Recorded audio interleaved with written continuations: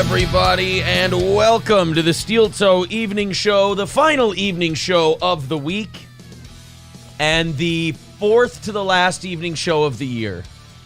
We, by the way, are not taking any time off for the holidays. No reason to, right? No. Hey, first of all, you guys are paid in full, basically, up to the end of the year, so we can't skimp. We kind of owe you already, and we're putting you through 2 birthday shows in a week. I didn't think we were going to do a me birthday show. Well, how do we skip it? But here's what happens. If David Chandler tells you you're doing something, you have to do it. Mm-hmm. And what did he say? David's like, oh, I've got something planned for your birthday show. I'm like, I wasn't doing a birthday show. He's like, you are now. Look, my hands are tied. We are a wholly owned subsidiary of Fred and David Incorporated at this point. I sold the company. It belongs to them now. And the rest of you don't have to worry about goals until probably around 2023.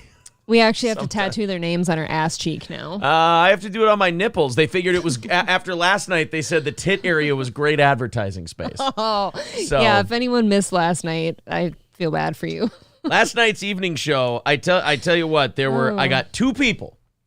2 people who have become obsessed with this show since we took down their idol. And to have that guy as an idol, I got to tell you, you might as well, I can't say it on YouTube, but punch the old time clock, as it were. It's over. But they were like, they got really mad that we had fun with Shuli and Bob on the evening show. Oh, really? They turned it into, oh, look at him, just embarrassing her on her birthday. Well, that's true. But I'm like, did I embarrass you? I'm pretty sure we're having a good time. I'm pretty sure we were having a good time. Did it take a while to get the shirt off? Yes. Yeah. But it got off. Oh, no, they meant the taking the shirt off part. Oh. Like, oh, he drank and he embarrassed her. Is anything you've taken, okay. Every comedy show I think we have, you take your shirt off at some point. No, I'm not Bert Kreischer, for God's sake. No, not on stage. I go to you to, make fun of these people, and then you accidentally, give them credence. I got to stop going to you for that No, I think here's the difference. They're going to not like that I think it's good fun. They think it embarrasses me. Yeah. I think it's very fun. And then when you go, well, you embarrassed me a little. I'm like, well, there goes that bit. God, even last night, it's my own birthday. I can't say what I want. Yeah, they're just like, oh, he embarrassed her on his birthday. I'm like, April, let's have a laugh. She goes, well, I mean a little bit. And I'm like, fuck! I told you it was funny. Stop being so insecure. Let's go to, I'm fucking around. You'll learn this. Eventually you'll learn. I'm fucking around with you. You'll figure it out. Sure. I want to know which one of you changed your name to the Anti-Steel Toe Morning Show. I'll tell you this, as far as fake names go, it's a little on the nose. But I want to know which one of you did that because it's very, very funny. Wasn't it Lorenzo last night said he hates, actual steel toes? Didn't he say that? That's right. Lorenzo well, then that Areola? means that Lorenzo became a member, which is very, very sweet of him if that's the case. Maybe.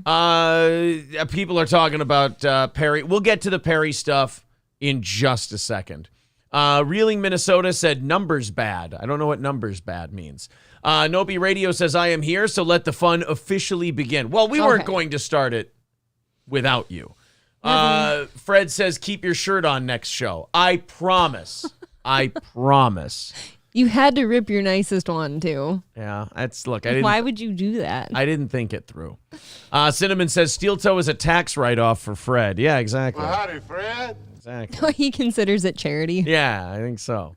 Hulkamash says, I fell asleep for the live version, but I watched Aaron try to rip a shirt today and cried laughing. The first one was easy. That second one we found out, even you tore at the neck of that one. You're like, oh, shit, yeah, you can't do that. You can't tear it that way. Exactly. I think I'm the one who officially got the undershirt off, but it was hard. That thing did not rip. No, I had to rip it in 2 sections, remember? I had to rip it here around the neck and then here around the torso. And then it finally came off. Okay, I'll let you have that. Shlomo Weisfout says, Bert has talent compared to Aaron. You will take that back standing on your feet or flat on your back. One of the two, I'll let you decide. That is not nice. A standalone K-Corn says, tell the machine story and talk over everybody else who tries to speak. Oh, that's the only way I'd be able to pull off. The machine? Bert. Oh, never mind. Just Okay. forget it. It's better that I don't you know, Bert. It's better that you don't know. Okay. Just, you don't internet, so that's No, a I good don't. thing. Yeah, you don't internet. Let's go to I Am Walter. He says, you're right. You aren't Bert. Bert is funnier, New Boot Goofing. You're goddamn lucky that you said that last part. Squared Circle Square says they will never find out that I am Chad. Well, we are now. Oh, man. Squared Circle Square says Chad plays chess and you all play checkers. Oh, yeah. You look at that guy and you definitely know there's some wheels turning, not gears smoking and flailing and flying out of control. Citizen M says, where are you at with the Total BS show?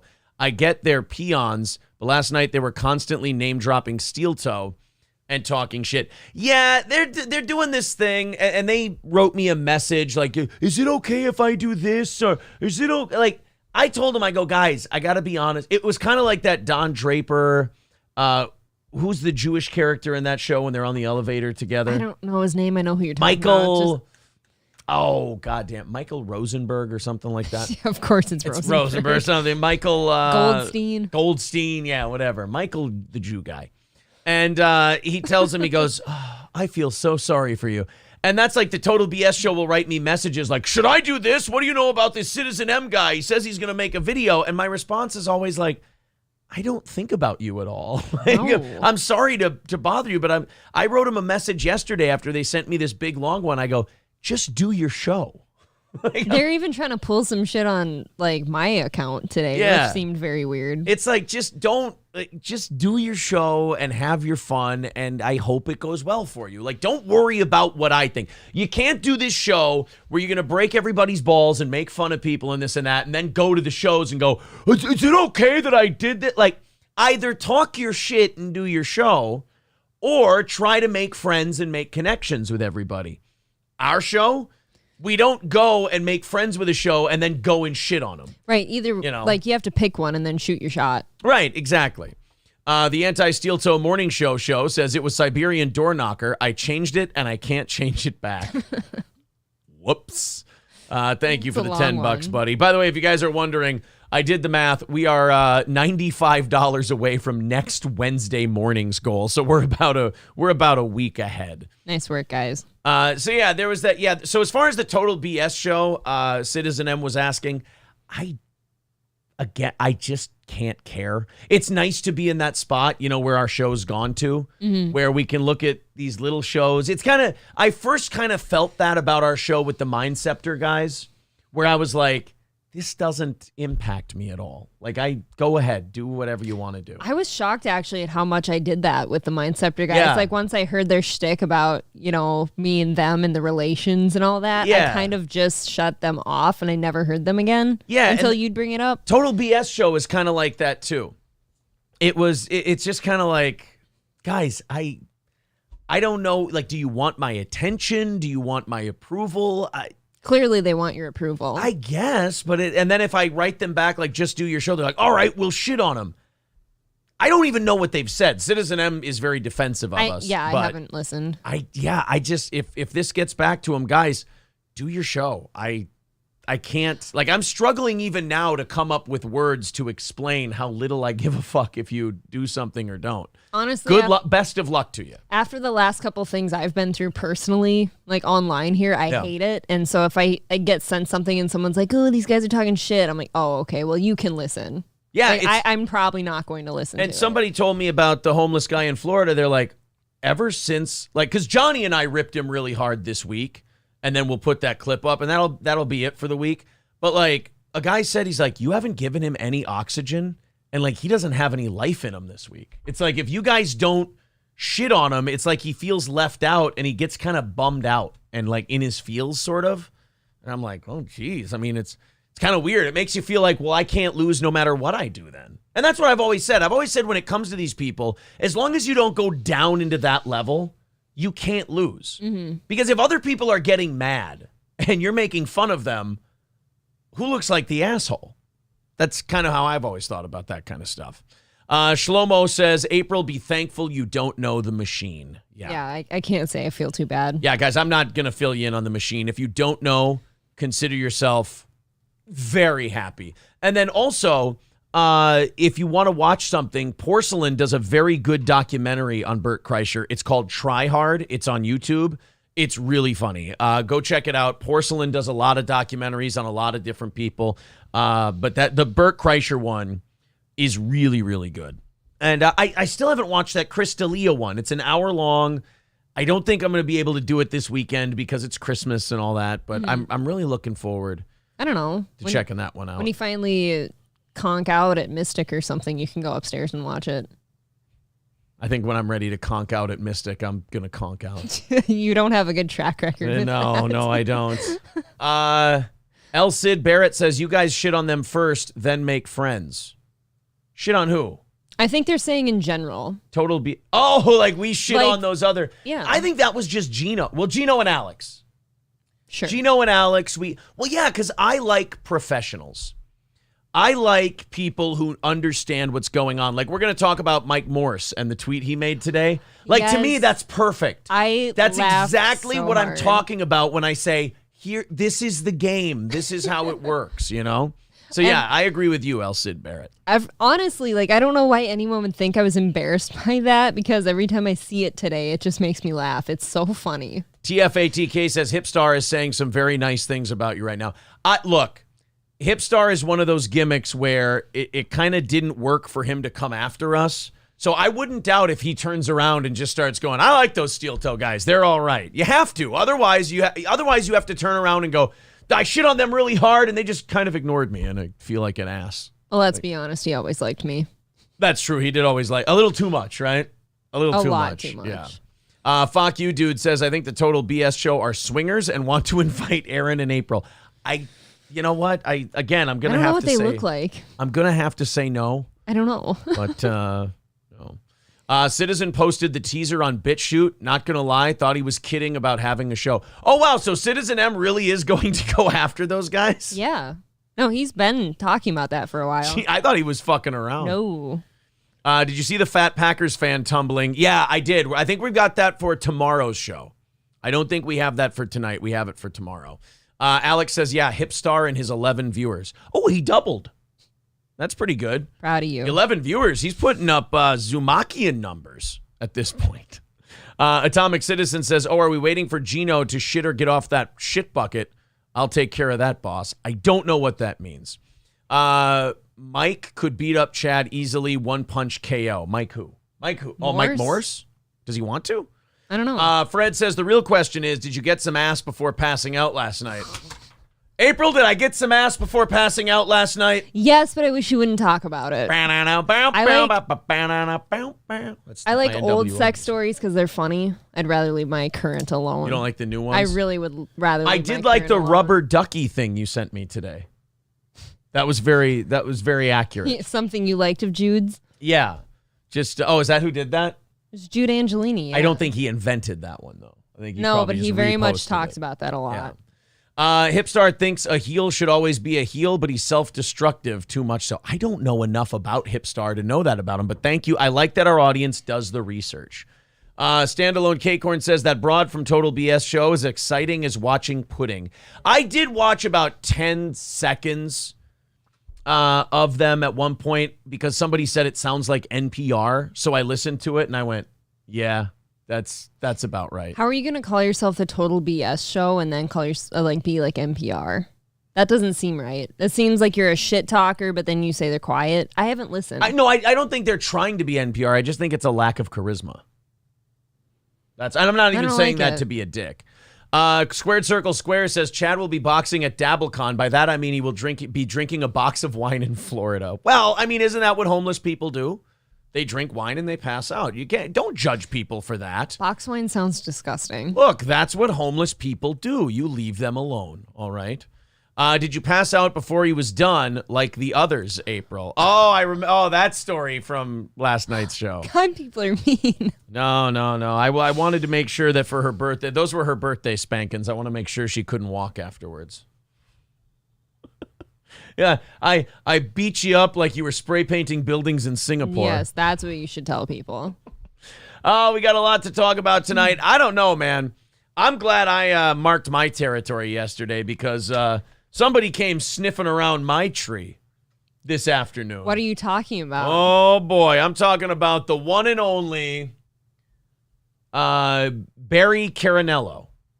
He did not come sniffing over here. Windy City. Well, you know what? So Let's put it up on the screen. Let's let the audience decide, shall we? I have my take on this and you have yours. Let's go ahead and talk about our new pal, Perry Caravello. Okay. Of Reseda, California. April posted she was tired of responding in person to all the happy birthday things. Yeah, there's a lot. And so she decided to just put a post up on Twitter. To her, by the way, over 1,000 followers. April crossed over the 1,000 barrier. Very good. Very good. Thanks. I know all of them personally, of course. You do, of course. She posted a nice thank you message. And we'll put that up on the screen. I got to move it now because we're in Corey mode. There we go. Oh, I forget you have to do that. Yeah, we got to do that for when Corey's here. So anyway, April put up a lovely birthday message. I looked cute. And who was one of the first replies on that birthday message? Not him. Well, it just goes by this thing. Okay. It goes by, you know what? I need to take you to the Whiskey Pete School of Yes and sometimes. Okay. I'm going to take you I'm going to take you to the Twitter shit. I'm going to take you to the Whiskey Pete School of Yes and. Like when someone's setting up a bit, don't get bogged down in minor details. We're going for a big picture thing here. I always had to tell that to Pete. Although Pete would do it purposely. Because, like, 3 friends he texted with would think it was funny. And I'm like, Pete, don't derail a fucking show just to impress 3 people that you text with. I very much feel like you have almost no problems with me. I'm very confident in that. We're gonna get, I'll just, here, this is what I'll say. Whenever you do a minor contradiction to a greater thing and not yes and, here's how you'll know you did it. I'll just go, Whiskey Pete. That's going to be the name on this show for anyone who doesn't yes and is just Whiskey Pete. That'll be a code name. All right. And it honors his legacy on this program. Yeah, his legacy. Yeah, it's his legacy. Yeah. So Perry Caravello then replied to April. And now April says this was just a friendly thing. And I think Perry was trying to, this is a pathway to digits, if you will. Perry Caravello then responded to April, how far away from Reseda, California are you? 3 question marks. Look, the 3 question marks maybe sounds a little thirsty. I don't know. But you had already tweeted at him and myself like, hey, come on our show. Hey, we love you. When I tweeted at him to come on our show, he said, buy a cameo, you cheap fuck. Those were his words. When you wrote it, he said, how far away from Reseda, California are you? April is trying to say, nope, Perry didn't mean anything. He wasn't trying to slide into the DMs or anything. I'm saying Perry's being a little bit of a dog right here. I don't think I'm his type. I want to see what the audience thinks about Perry Caravello's response to April's. And it wasn't directed to Perry. It was a general thank you to everyone. And Perry says, how far away from Reseda, California are you? Wait. Let's see what the audience thinks. Are you drawing conclusions because last night he also specifically tweeted at me, happy birthday? Are you saying that that's why you think that he was in on that, like, went to this one now? No, you see, what I'm doing is I'm doing a show and just fucking around to do a show. Like I always too. What's going on here? No, that's what I'm saying. I'm like, you're like, hey, are you saying because of this and that? No, I have no deeper motive here. I haven't thought this through. This guy very much like tweeted at me happy birthday last night. And I thought maybe he's like, oh, I haven't thought this shit through. I'm just winging it. So when it comes to Perry, I want to know what the audience thinks because I told April today, oh, Perry's trying to, sniff up the old tree a little bit.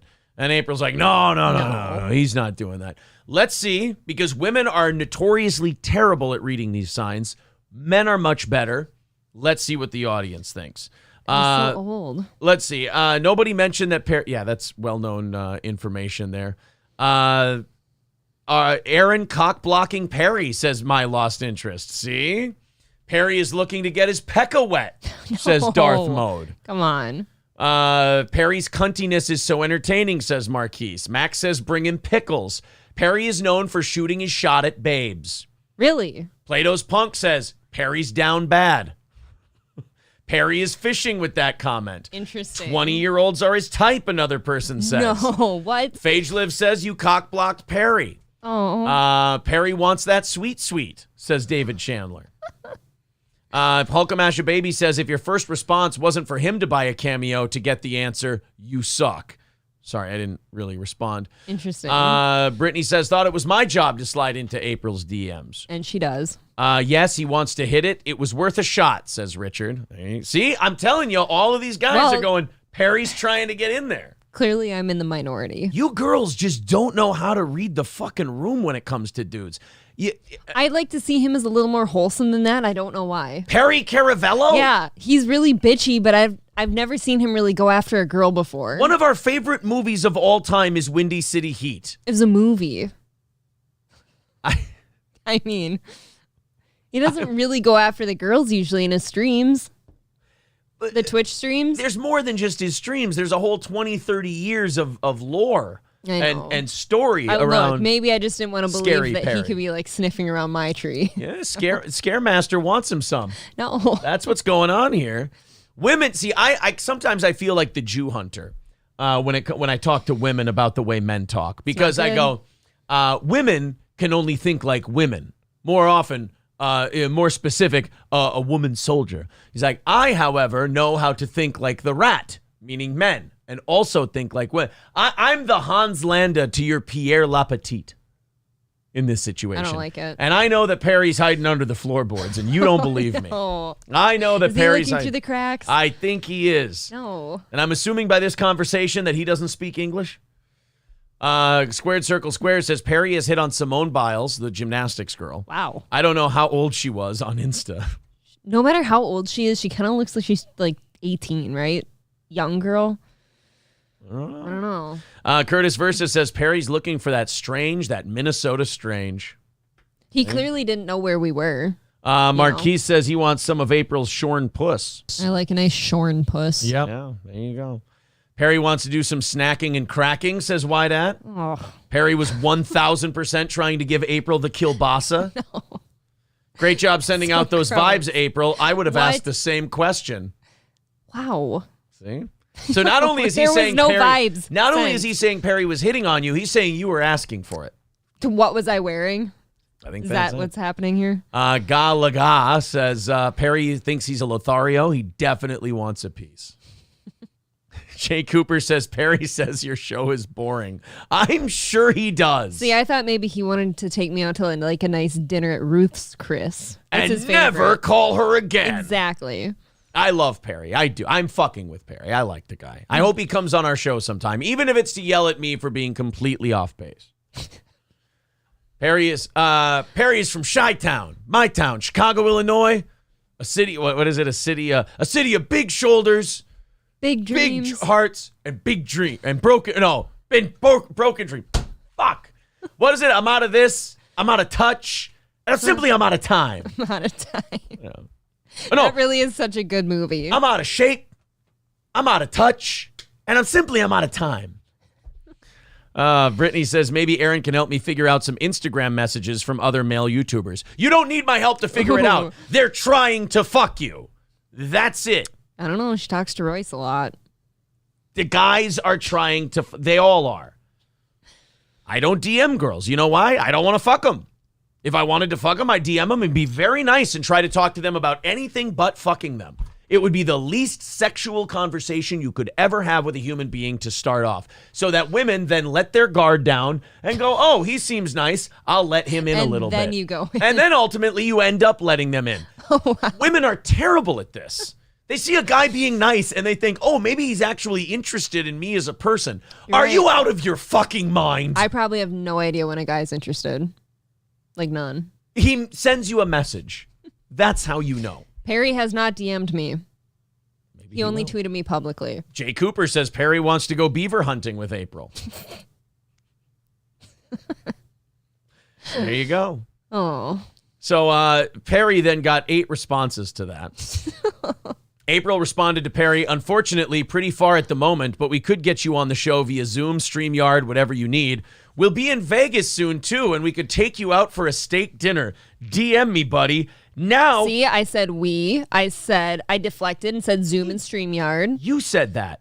He doesn't give a fuck. I tried really hard to make that very platonic. He doesn't hear that part. He's a guy. We don't hear that part. Look at this. People in the chat. Dirty Perry trying to get his swerve on.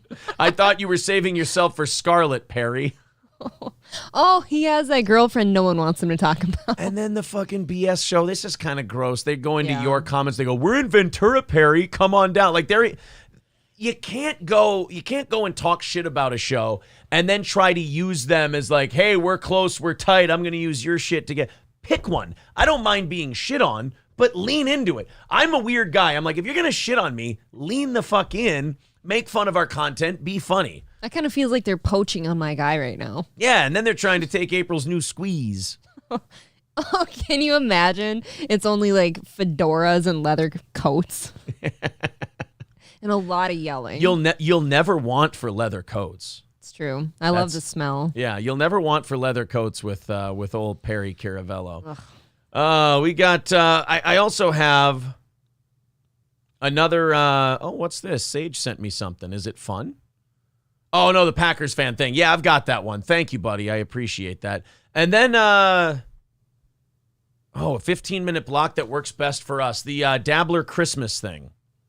That Chrissie and Bob and Shuli are doing. Then we'll get to our show. What time do we want to do that? You'll probably go right till after 10. Our show, probably. Should we do it at 9:30? Right. 9:30 p.m. Central Time, 10:30 p.m. Eastern. All right. If Frank's organizing that, that'll be good. Okay. All right. So good. All right. We're going to do that. So we'll do that after our show so we don't do a simulcast because April's parents' hobby farm is probably already being driven nuts with all this internet content that we're doing right now. I don't want to make his head's exploding. Yeah, I don't want to make him do more.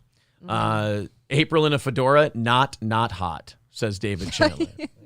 Just the fedora. Raider Hawk Media says soon Perry and Chad will be an item. You know what? I do think a lot of this hostility coming from that homeless psycho in Florida is probably a lot of projecting homosexuality.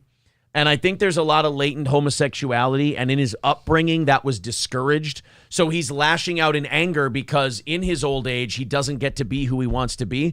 But if you want to fuck guys in the butt, and this goes to everybody, just fuck guys in the butt, right? Okay, then. Like, so I'm trying to help Chad because I'm a fan of Chad. Look. You know Perry's not gay.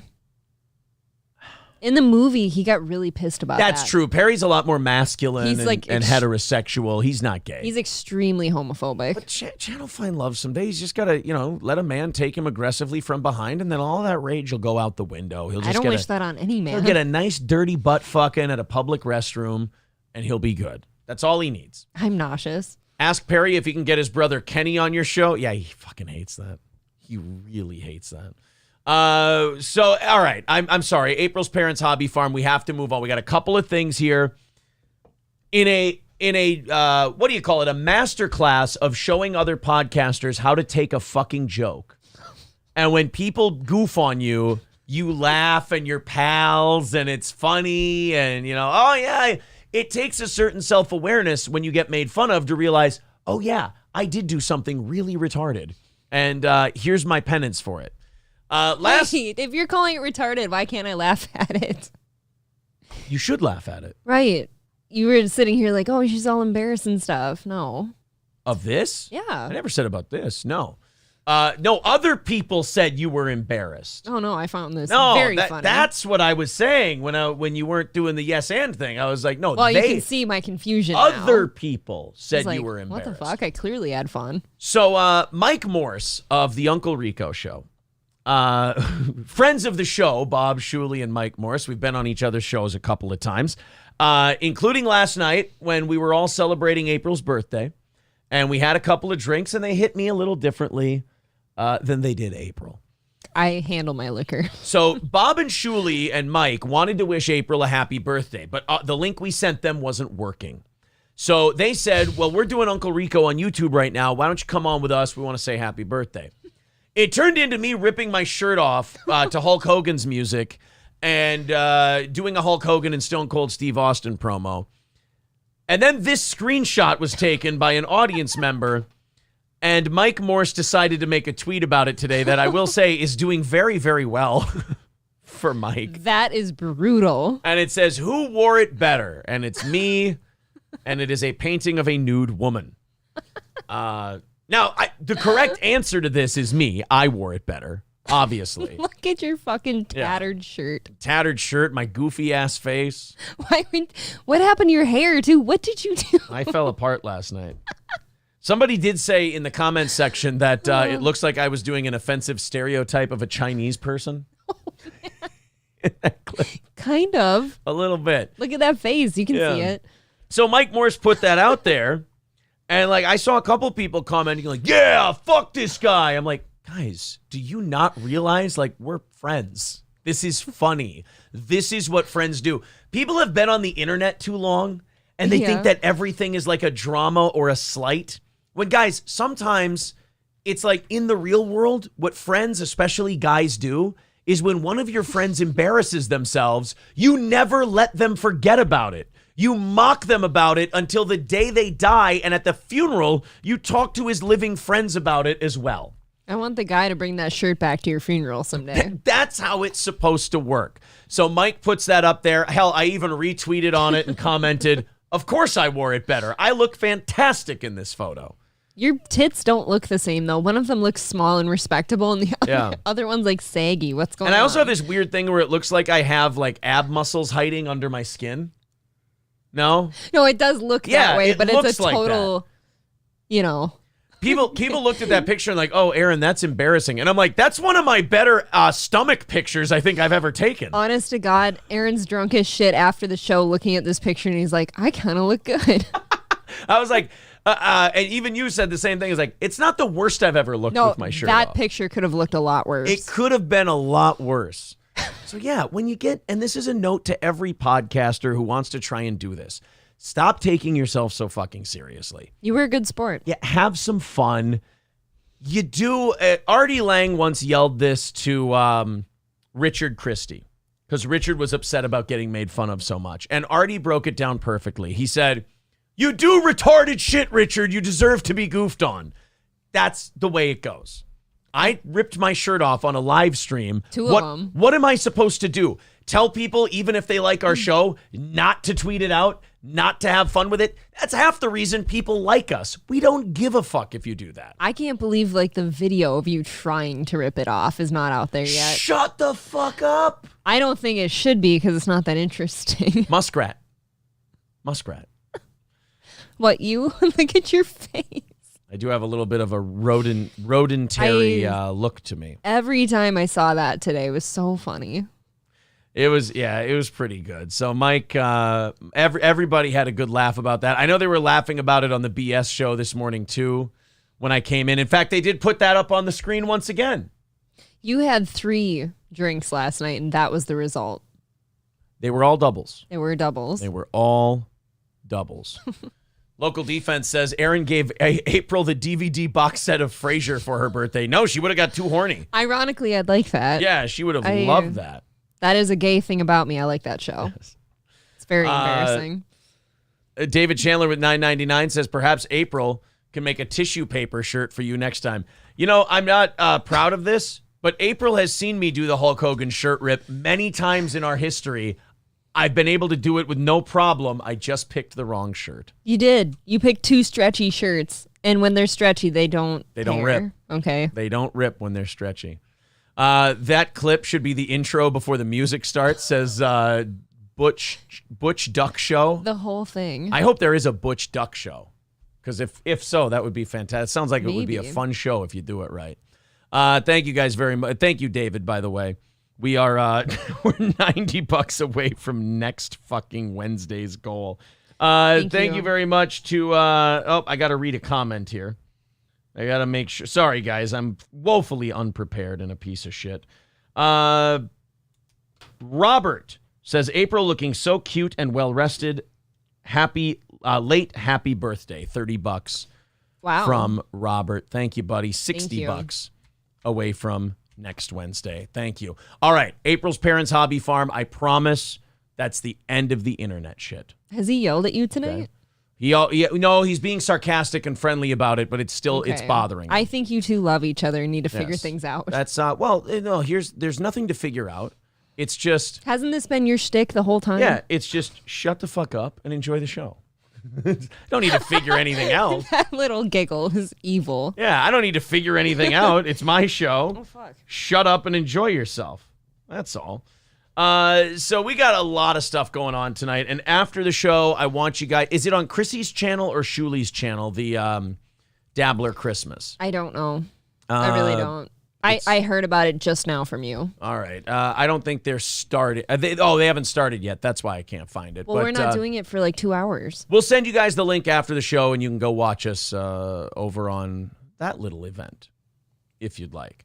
Let's start with The Rock. Because, I did want to show you this real quick. I don't know if this is real or not. I haven't found anything to confirm or deny this, but apparently the pride flag, which has undergone like 16 different innovations in the last 2 years because they're about as confused about the flag as they are about their gender. Dude, the colors don't go together anymore. No, it's all clashing. So they added this for like black people and brown people and all kinds of shit. I don't know when they added the little Vikings purple and gold circle thing here. I don't know. Well, now they've added a red umbrella to the pride flag to represent sex workers. Oh, yeah. Any reason an umbrella? Oh, to help them, to shield them from the cum. Get it? Oh, because you have to put everywhere. You have to put an umbrella up because of all the cum that's being shot at you. You need to wear those big nerd glasses with like wipers on them. Yeah, exactly. So you can see in the cum storm that you encounter as a sex worker. All the bukkake. Yes. It's John Smokin says that flag is insane. It's way too much. It causes headaches. Yeah, there's way too much going on with that goddamn flag. I'd be more pro-trans flag if it didn't make my head hurt. You guys. I mean, I wouldn't, but I understand your sentiment. I was trying. I'm a little more set in my ways. I'm older, you know? Yeah. I'm older. Dr. Till, Ministry of Dude, says, I thought it was to protect the flag from all the hooker tears. Oh, you know what? That's true. And Raz of Chaz, how did we miss this one? It's a cumbrella. Oh. See, we were on the right track. We didn't have the name. That's true, yeah. He probably bought the trademark. Under my cumbrella, Ella, whores, Ella. Squirt. I thought the umbrella was because Travelers Insurance sponsored the flag. It could be a corporate sponsorship deal. That's true. Maybe. Reeling Minnesota says it's real. They said it's a red umbrella for workers. Soon they will add a doll or toy truck to it. Probably God. Right. It's like one of the voodoo dolls or something. That flag is starting to look like the Cleveland Indians center field wall in Major League 2 when Roger Dorn starts running out of money and he just rents out advertising space on the outfield wall. That's what the gay pride flag is starting to look like. Okay. It started with just a rainbow. Easy enough. Simple to follow. Cute, right? Then they put those goofy fucking triangles in there. That I didn't get. Then they put the circle in there. Now they're putting the umbrella in there. Might as well throw more shit on. Who else is in? I feel like the purple eye thing is like watching you. It reminds me of the union that my dad was in when he was working. Good. His union was the bakers, confectioners, tobacco workers, and grain millers union. They had to compile all of those workers together to get a union that would have some kind of leverage on the bosses. I think mine was just machinists and aerospace, which was interesting. Which doesn't make sense either. Doesn't make any sense. Yeah. So, you had to combine all this shit. So now I feel like that's what the gay community is doing. So they started with just gays and lesbians. And they went, oh shit, that's only like 1% of the population. Like, that's nothing. Well, clearly they need a flag. All right, we'll bring in bisexuals. That'll throw us another 2%, especially on college campuses. They're all bi. Yep. It still wasn't enough. And they're like, all right, fine, we'll add trans people. And trans people annoyed the shit out of them with all the attention they needed. And they went, all right, fine, sex workers, black people, this, that.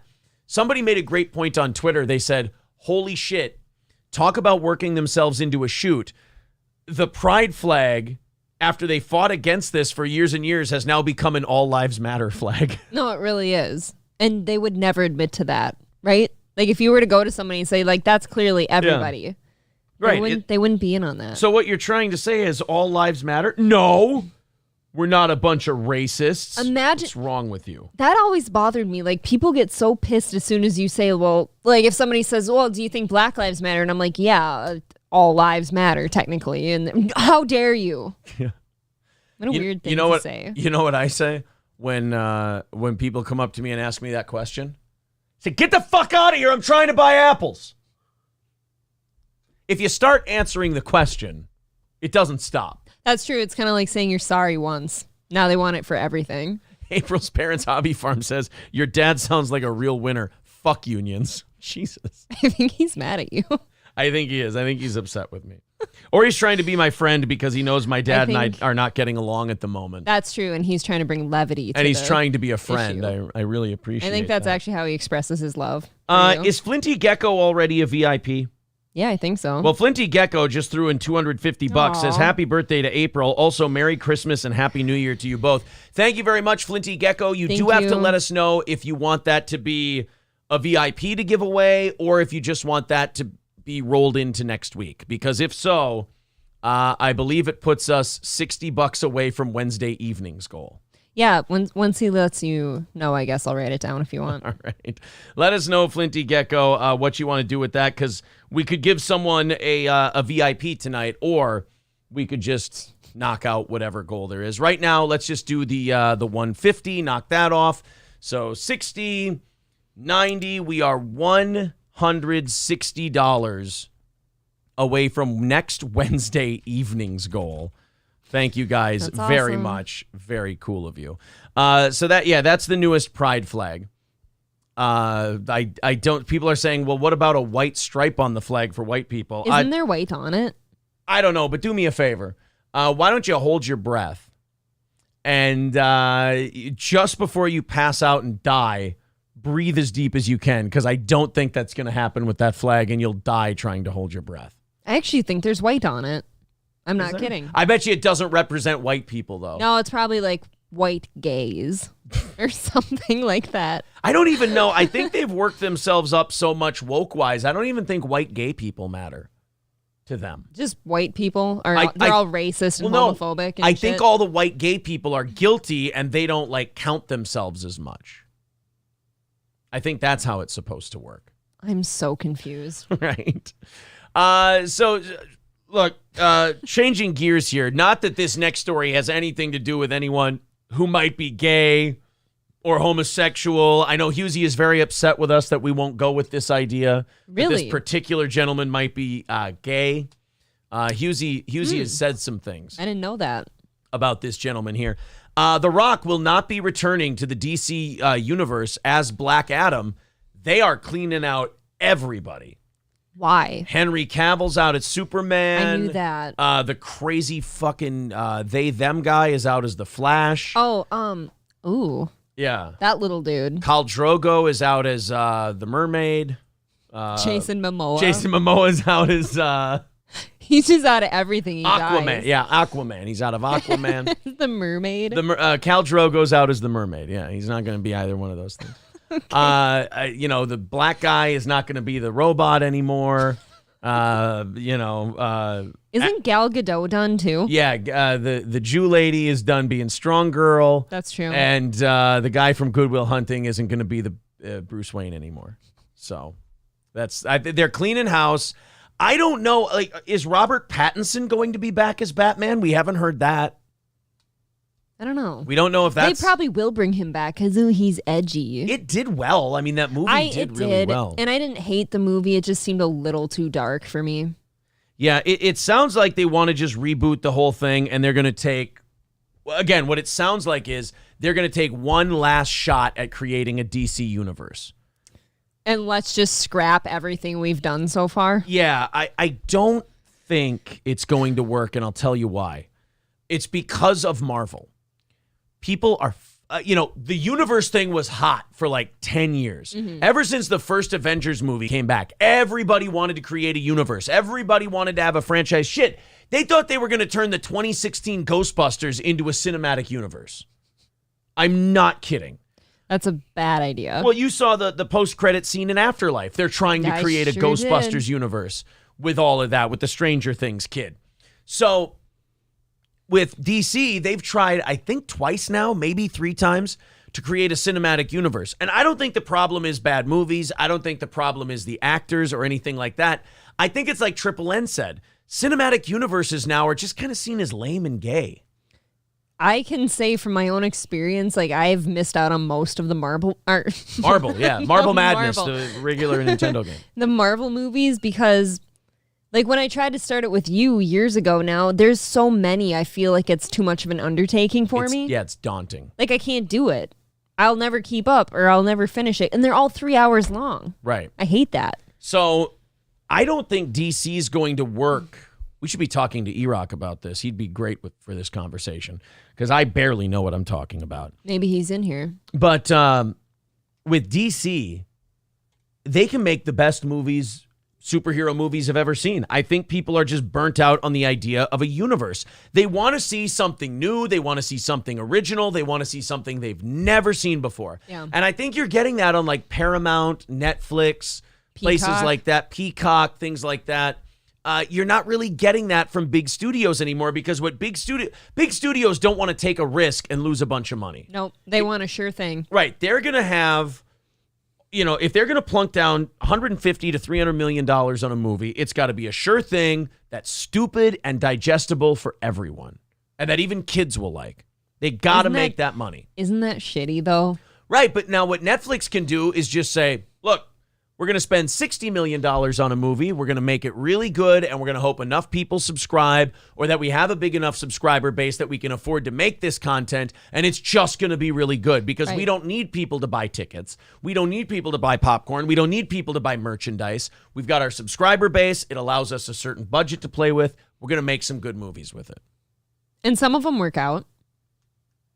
Yeah, they make some good stuff. There's a lot of misses though too, I think. From what I've heard, is Paramount and I think Paramount is the one that's doing a really good job with their streaming movies and streaming shows. I think shows like Netflix comes out with good shows and stuff like that. I think shows make a hit more than movies do.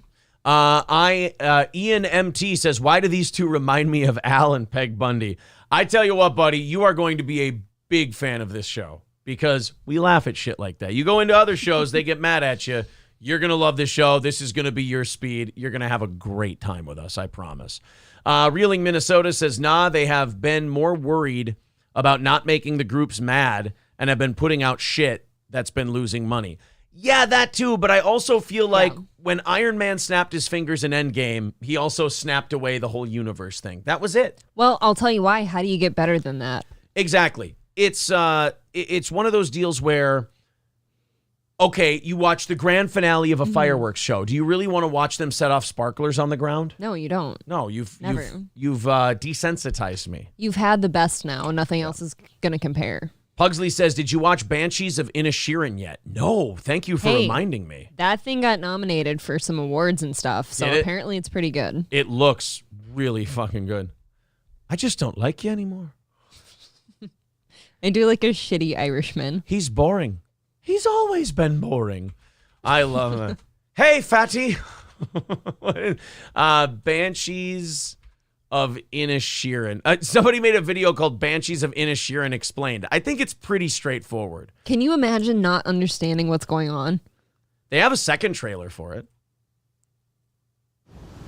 If I've done something to you, just tell me what I've done to you. I just don't like you no more.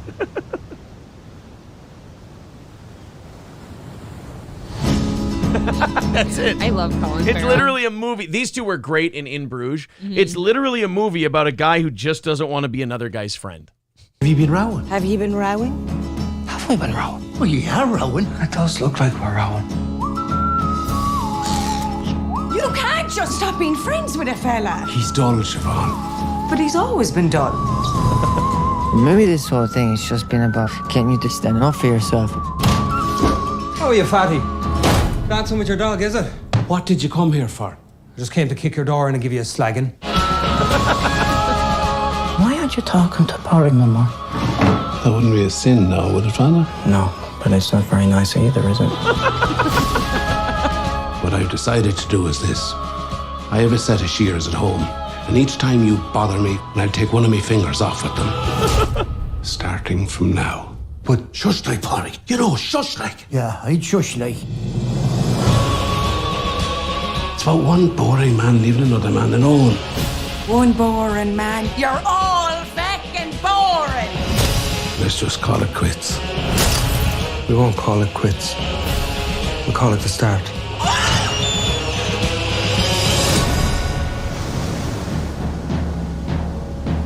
It's just about two guys who don't like each other. It looks so brilliant. Like, give me something about somebody just trying some weird shit any day over, like, another superhero movie. It's goofy shit. I don't know. I like stuff like that. I like Letterkenny. Right. Just that weird humor. Big Dummy, I hope you're not joking about this, but I know you probably are. This would make my day if this was true.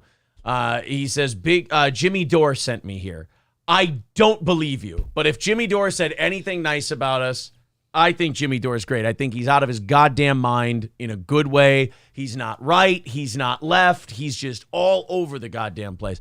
I actually learned a lot about the Ukraine thing from Jimmy Dore's channel. Okay. He was kind of saying a lot of the things the mainstream media kind of glossed over because they were sucking Raytheon's dick and all that big money we were sending them. We're going to talk about the Ukraine thing tomorrow.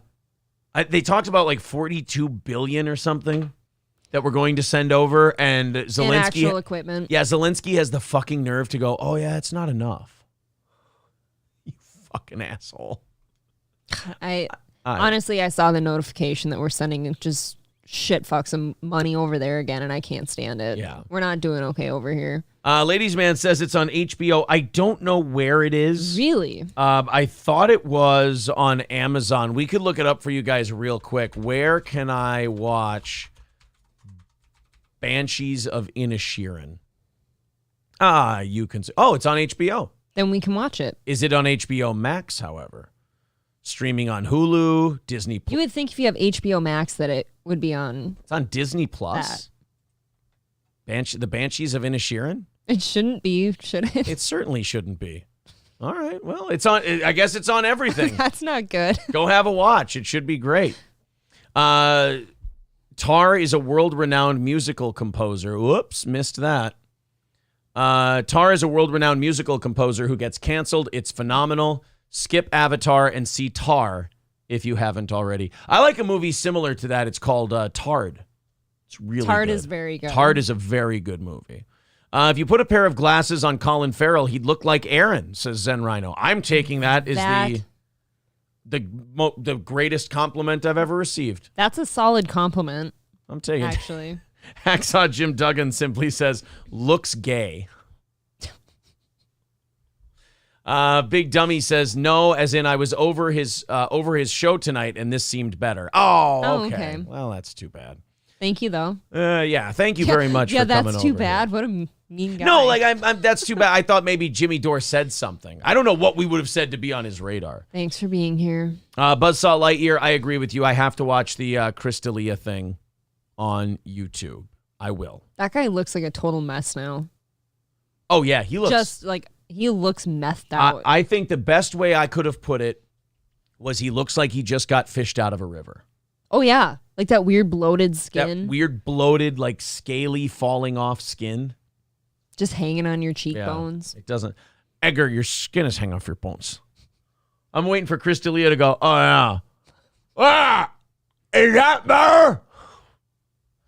You know, I've been noticing an infestation here. Everywhere I look, in fact, nothing but a barely of age, ready to Snapchat me pond scum. Totally convinced of their own legality as they scurry about their short, pointless texts.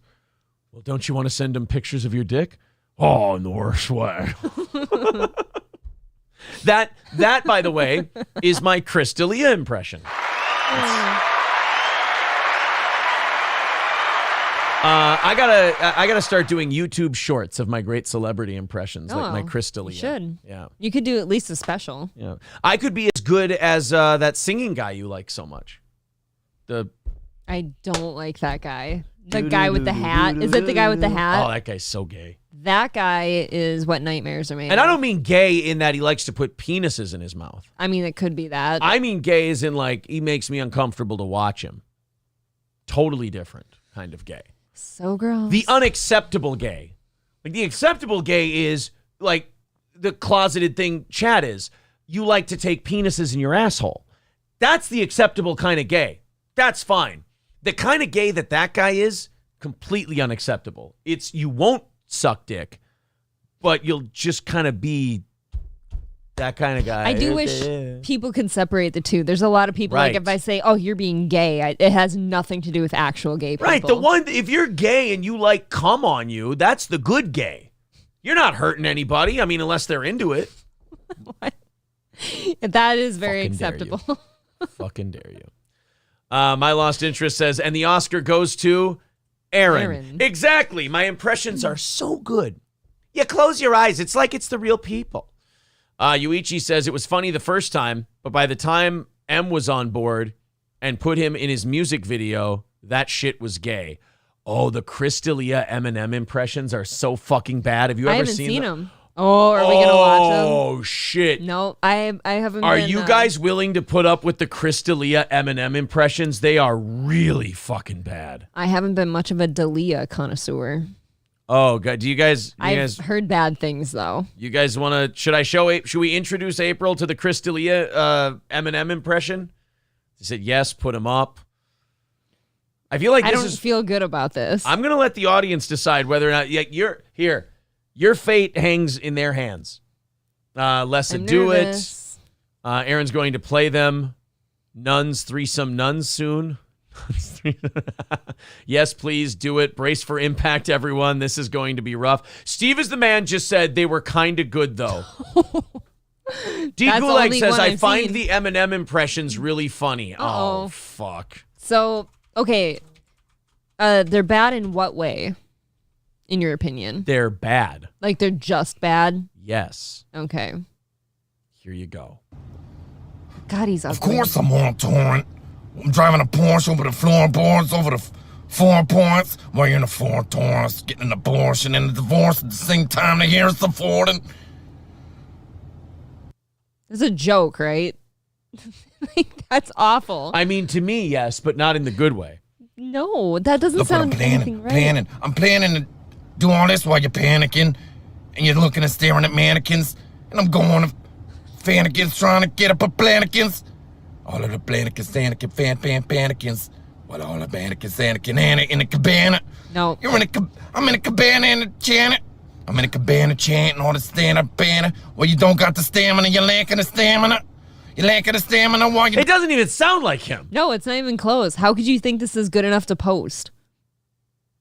He was on a run 5 years ago where he was on that Bert Kreischer run where there was just a certain group of people who he could have shit in a bucket and screamed, oh my God, I had bad fish. And everyone would have thought it was like George Carlin. It was the greatest thing. Yeah. And he released this shit while that was happening. So like D. Gulag, who says like, oh, I find this funny. Maybe now when we play it 4 or 5 years later, he'll be like, oh no, it was just Chris D'Elia day. Sure, he had like a cloud surrounding him that was good. Right. Divorcing Harrison Ford, and I'm in a Porsche and floorboards while I'm on a torrent. Using way too many napkins, papkins, lapkins and chapkins. You Look at your using face. chapstick and napkins while I'm papkin, flapping around like a papkin, flamming a baby pan and chapkin. He's just spitting. Please stop this madness. I get uncomfortable every time I watch that.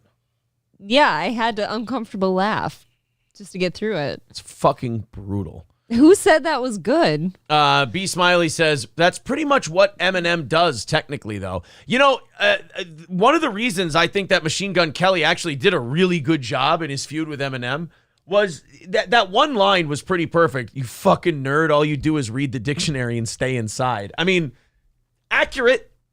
Okay, who's more successful? Doesn't matter. Well, kinda. No, I'm saying like And in for terms those of two. in terms of lyrically who hit the hardest, Eminem kind of did in Kill Shot exactly what Machine Gun Kelly said he would do. Like Machine Gun Kelly's like, you're just gonna try and use gay words in a thesaurus or a dictionary, and then Eminem even put the thesaurus line in his fucking song. I don't know. The more I think about it, the more I think Machine Gun Kelly kind of exposed where Eminem's at this point. I don't know. Let's go to Marquise. Marquise Harris. Marquise, what's up, buddy? Just a couple white kids talking about hip hop. Oh, I know. It's fantastic. I love seeing the N-word come out of both of y'all. What? Hold on. Wait, what? Whoa. But you know who thought that was good? Who? The rapper Logic thought it was good because he put that impression at the end of the track Homicide with Eminem in it. And it even features Aaliyah dressing up as Eminem doing Eminem's bars. I highly recommend you check it out. Niggums. Yeah. That sounds awful. All right, well, thank you for the call, buddy. That ruined my night. No problem, sir. All right, appreciate it. Thanks.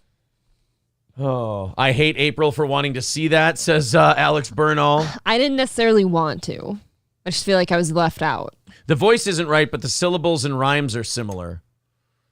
I mean, look, I'm the first one to say, truthfully, Eminem was never good after like 06, 05, somewhere around there. Like everything he's put out for the last 15 to 20 years has been complete dog shit. But, I mean, my God, man. I don't think the Dalia thing hit at all, in my opinion. Hot take. Citizen M says, as suspected, still not as tedious as Aaron and Corey discussing football. That shit, I actually conked out during that shit today. It got so, What am I going to do? I've now built an audience that wants a certain thing, and I have co-hosts from my radio days that don't like that certain thing. So I'm stuck between a rock and a hard place. I have my customers who want a certain thing. I have a co-host who doesn't want to do that certain thing. Or like in Oz's case, doesn't know who these fucking people are, doesn't care. Yeah. Or like the things we talk about and things like that.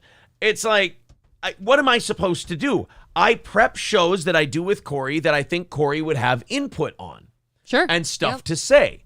Like he was good for the Brendan Schaub thing today. He likes Schaub, so I try to save him some Schaub every once in a while. He likes news stories, so I bring him a lot of news stories. The serious stuff, right? Yeah, sure. Even though that's not my bag, it's like you got to play to your co-host's strengths a little bit. But then the audience goes, fuck this, I hate it. And I'm like, who do I play to here? Who do I play to? It's your show, Aaron. Do you? I have to do what doesn't drive me crazy also. And sometimes those are conflicting things. Yeah. D. Gulag says, I like Corey. Good. Big Dummy says, play to me, Big Daddy. Well, don't call me Big Daddy. Then I'm going to. Is that what you secretly like being called? Yeah, I just love being called Big Daddy. God, you and Gino would get along. Granny says, hey, Aaron Tannehill is out for the season. Your thoughts? You trying to get me killed? What do you think of the Quartering's meltdown explanation video? Something to do for overtime tomorrow? Somebody That's sent the guy me. that sent us that thing. Yeah, somebody said that Jeremy from the Quartering, like people made fun of, well, we made fun of his Dick sucking of Elon Musk. Somebody called it his Elon Musk. Can I get a countdown? His Elon Musk piss chugging video. I don't like this guy very much. And so I had a mental breakdown, he says. Oh, boy. This was 6 hours ago. God, this guy puts up more content in a day than we do. Jesus. All right, so he had a breakdown over the Elon Musk thing. What a gay thing to have a breakdown about. I know. Even the video he put out. Like if I were a doctor, I would prescribe Jeremy like 2 hours a day of going outside. That's what he has to do. That's big coming from you because you don't believe in that. But I go out. I don't even mean like go physically outside. You just need to go be around people. Or just go be outside the internet world. Yes, you have to leave your dungeon with the computer. Right. You got to get the fuck out of there, man. You got to go out amongst the people. I try to go to the grocery store every day. I think that's a good place to go. We probably make it there realistically 4 days a week. How homicidal do you feel inside the grocery stores, though? Not Byerly's.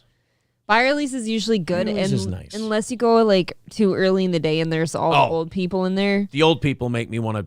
Yeah, you're right. That makes me want to chew my face off. It's awful. Yeah, the old people are terrible. They're too slow. But we can do the quartering thing tomorrow. It'll drive April's parents' hobby farm nuts if we do it now. We'll give him fair warning that tomorrow at the end of the show. Maybe you scared him off by now. Maybe the show has been boring enough where he fucking hates it. That could be accurate. Alex Bernal with $5 says April shirt rip attempt, and I'll forgive what Aaron just showed us. He wants you to. This one could be easy. In fairness, you'd rip that one, right? How far away were we? I don't remember how far we were after that that VIP. I forget. I think we have 260. We were 260. Now we are 250 because exactly 6 million. Or no, we were 240. 160. I'm sorry, 160 away from Wednesday evening's goal. So now we're 150 away from Wednesday evening's goal. And that could be 50 if Flinty Gecko gets back to us. Mm-hmm. Right now we're playing it as though he wants to give away the VIP, but I don't know what he wants to do. Loaded Wrench says, I can deal with people. It's the illegals that get...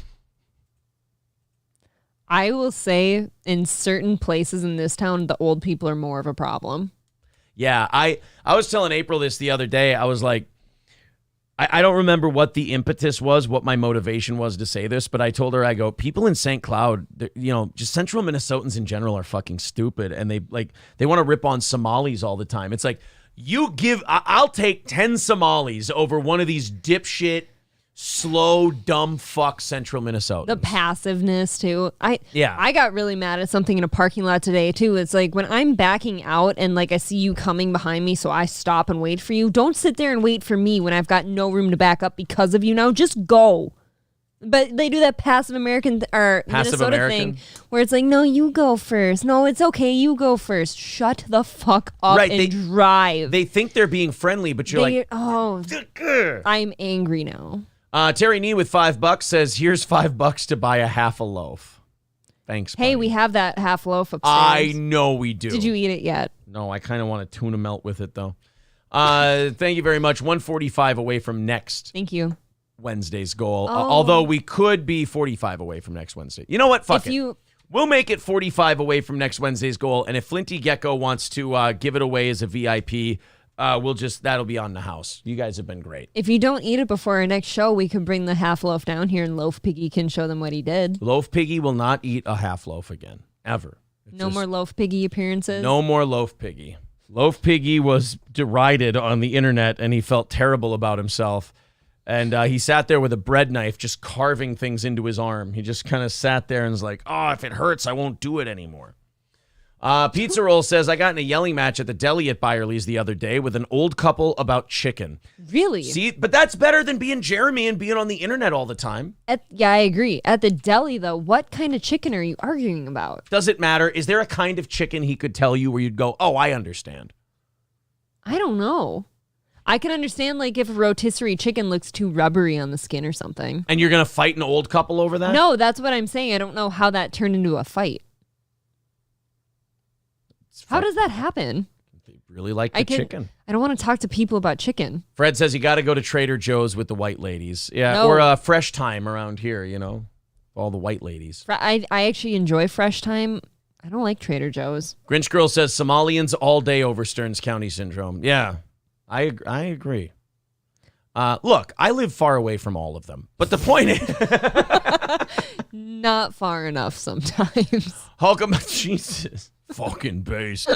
Hulkamasha Baby says, see, fat shaming works. Indeed it does, sir. I am living proof. You got called Loaf Piggy for, 2 days? And it's over for you now. No more loafs.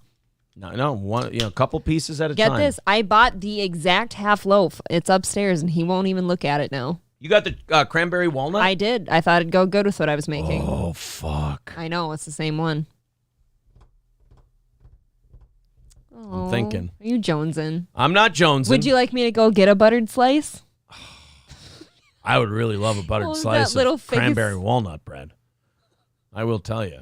I got some pot roast and vegetable soup up there, too. No Dinty Moore today? No. Just kidding. We don't have that When here. it comes out, it will be. Oh. Dinty Moore is one of those foods where I'm sure it looks the same coming out as it does going in. All men eat it. They're telling you to go with to go butter up a slice of Loaf Piggy bread. You want it? I feel like if I eat that, I can't have a sandwich after the show. Fuck it. Go get me the piece of buttered bread. I'm not having the sandwich after the show. The sweater's really warm. John Hahn says self-control. You did so well, Aaron. You know what? Then no, I'm not. That's all it took. I was really warm in my sweater. I was going to go put a t-shirt on. That's all it took. I thought that was a good excuse. It's just one person going, Loaf Piggy. You're showing good self-control. That's it. I'm done. Ian says microwave it too. If you just put it in there for like 8 seconds, it could have been nice and soft and warm. Microwave my cock. I am not interested. Hey, the Department of Health and Human Services, you guys, told you what the best Christmas gift you can get is. Do not. What? One more time. The Department of Health and Human Services, damn it, the Surgeon General of the United States of America came out today and made a speech telling you what the best Christmas gift you could get is. No, I thought you said the Department of Health and Human Services. I'm going to guess they're saying vaccines. What? Vaccines? What do you mean? Like get a vaccine? No, they're talking about the best Christmas gift you could give somebody. Why would they say that? Antibodies. Yeah. No Penn 15 fathead with $2 says get some loaf, Aaron. Exactly 6 million with $5 says I was going to get April an antique leather lampshade from Germany for her birthday, but someone else outbid me. So here's a 5. All right. Well, there you go. 40 away from next Wednesday's goal. All right. Let me just play this for you. The Surgeon General wants to give you some last-minute holiday shopping tips. Are they going to say masks? Hi, I'm Dr. Vivek. We'll just watch and find out. Quit being so impatient. You're shaking the present right now. Let me give it to you, and you can unwrap it. You shake presents, too. Murthy, Surgeon General of the United States, reminding you that the most important thing you can do to keep yourself, your loved ones, and your community safe from COVID-19 is to get an updated COVID vaccine. I just said that. I don't trust a guy who's dressed like a guy in the Sea Org of Scientology. I can't do it. You look like David Miscavige, the Indian version. I can't trust you. No, it's true. I said that too. I knew they were going to say vaccine. These vaccines are easy to get and proven to protect you from serious illness.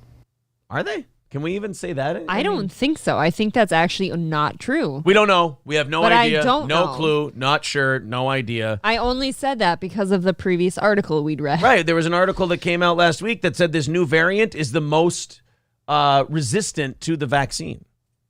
Visit vaccines.gov to find one today. Thanks so much, and travel safely. I don't like a guy that talks to me like that. Do you think these people, when they say this shit, are they insulated enough in a bubble where they still believe it? Or do you think before they go and say this stuff, they go, oh God, gotta go and peddle more of this horse shit today? No, that kind of guy, I think he's into it. He's in. I think he's all in. I think he's got every single booster. Like, to me, as a guy who's in my 30s and you as a woman who's in her 20s, based on the data I'm getting and based on me having COVID twice, I've made the decision that the side effects that have been shown with this vaccine, I'm not willing to risk those side effects for whatever potential benefit I may get from the vaccine. I've weighed it in my head. I'm not saying, vaccines are terrible. You should never get vaccines, blah, blah. So YouTube, don't be a fucking dick about it. What I'm saying is I've done a thing with my own health where I've weighed the pros and I've weighed the cons. And I've weighed being protected versus not being protected. And to me, I would sleep easier at night if I didn't risk any of the side effects. I agree. I've made it through COVID twice as well, and I'd chance about with it again. Yeah. B. Smiley says, I still see people driving alone in their cars with their masks on. Yeah. There's multiple cities and countries now that are talking about bringing back the masks. There's that. There's still people around here that you see all the time wearing masks. Yeah. I don't know. So people really, who knows? We may not be done yet. But then how many articles came out, like actual real articles that said masks didn't help? What about that? Why don't people think about that? Why do they just look at that information and be like, oh, well, just in case, I'm going to keep wearing it? There was another study or another story that came out recently, and I think I just accidentally closed it. Oh, no, we've got it on tomorrow's show, talking about a new mask study that just came out. So we'll mention that on tomorrow morning's show. Citizen M says, it's not your own health. It's putting our entire community at risk. I still wear a mask everywhere. Well, I mean, that's the thing about anti-mask or like non-mask wearing people. They never go to people wearing them and going, you shouldn't do that, you fuck. It's like, okay, fine, go ahead. I don't even think that's what I'm saying. I've never seen a person in a store wearing a mask and yelled at them. I've never talked to them about it, not once. But I don't give a shit. I don't care if you're going to do it. It's just that, like, doesn't matter who you're doing it for. There's been studies that came out that kind of prove they don't do anything. Well, that's your opinion. Would you like to hear Sean Penn's opinion on the matter? I would love it. That was a rhetorical question. In this country, when it comes to Sean Penn having an opinion about something, we all have to hear it. Oh, yeah. That's part of the benefit of being Sean Penn. When He's you wise. talk, everybody has to listen to the incredibly smart shit you have to say. The last time we checked in with Sean Penn, he was giving his Oscar to Vladimir Zelensky, which I don't think he realized how on the nose that was. He gave him a trophy that awards people who are really good actors. Mm-hmm. I don't think I don't think that was as much of a metaphor as he thought it was. Not quite. Let's go ahead and check out Sean Penn doing an interview about a new movie he's got coming out. What goes through your mind when you hear a lot of the anti-vaccine rhetoric? It's a cowardice of conviction. I think that it is an unwillingness to engage in a culture of common sense that at this point it seems criminal to me. I'm sorry, Sean. I see people my age with swelling in their hearts. I see the FDA still saying, hey, we got to look into this a little more. We got to, what are they looking into now? The blood clots, the menstrual stuff. Yep, menstrual. They're looking into whether or not myocarditis has anything to do with it. SADS. Yeah, they've created a new illness. Where young people just drop dead. Otherwise healthy people just drop dead. I'd like to wait till the smoke clears on that before I put something in my body. The fact that Sean Penn goes, it's cowardice of conviction. How about it's people like me who have weighed the options? Whatever happened to, and I hate to use this hacky line, but it fits this time. This guy would be like pro-choice is all hell because it's their body. They get to make their own medical decisions with their own health. Yes. That's all I'm doing with the vaccine. It is, but they don't see that as equal. I'm not saying the vaccine's bullshit. I'm not saying you can't get it. I'm not saying anything like that. I'm saying I've weighed the pros and cons. I'd like to wait it out. I don't feel comfortable getting it yet. That's all. I actually very much think that people like us are basically saying it's just not for us. Right. That's it. I don't want it. It seems criminal to me, actually. I really feel that that if someone chooses not to be vaccinated, that they should choose to stay home, not go to work, not have a job. These are, as long as we're all paying for these streets, we got to ride safely on them. And so I'm just hopeful that the mindset will change. And it started, we know that this really started with leadership voids. And now I think that there are some examples of leadership that are being helpful with it. Is he trying to say that Trump wasn't peddling the vaccine hard enough? Donald Trump could not have pushed that vaccine harder if he was shoving it into his own asshole. It was his. He was the guy who said, we're going to have the military go around communities and vaccinate people, which is not creepy and Orwellian at all. No, that was awful. This guy is just such a political hack. He wants to take whatever jab he can at whoever he thinks his enemy is. He's just an old, rotten sourpuss. He sounds carbon copy of Howard Stern right now. He does. He's very I bet you they'd get along great. I actually confused them for a little bit. But we really got to get everyone else, everybody on the same page. And I think the CDC should be much more clear. Yeah, I think we should just have everybody do exactly the same thing and nobody exercise their own forethought. Think about what he just said. Like, he thinks the CDC should be more clear. What does that mean? You know what I mean? I feel like he's leaning towards, I think they should be, mandating this shit or else. Like, that's what that sounds like. Wally World said, is this recent? Yeah, this is a movie that he's got coming out that he's doing interviews for now. I mean, you shouldn't be allowed to work. Mm-hmm. You shouldn't be allowed to leave your house. I thought that was your guys' thing.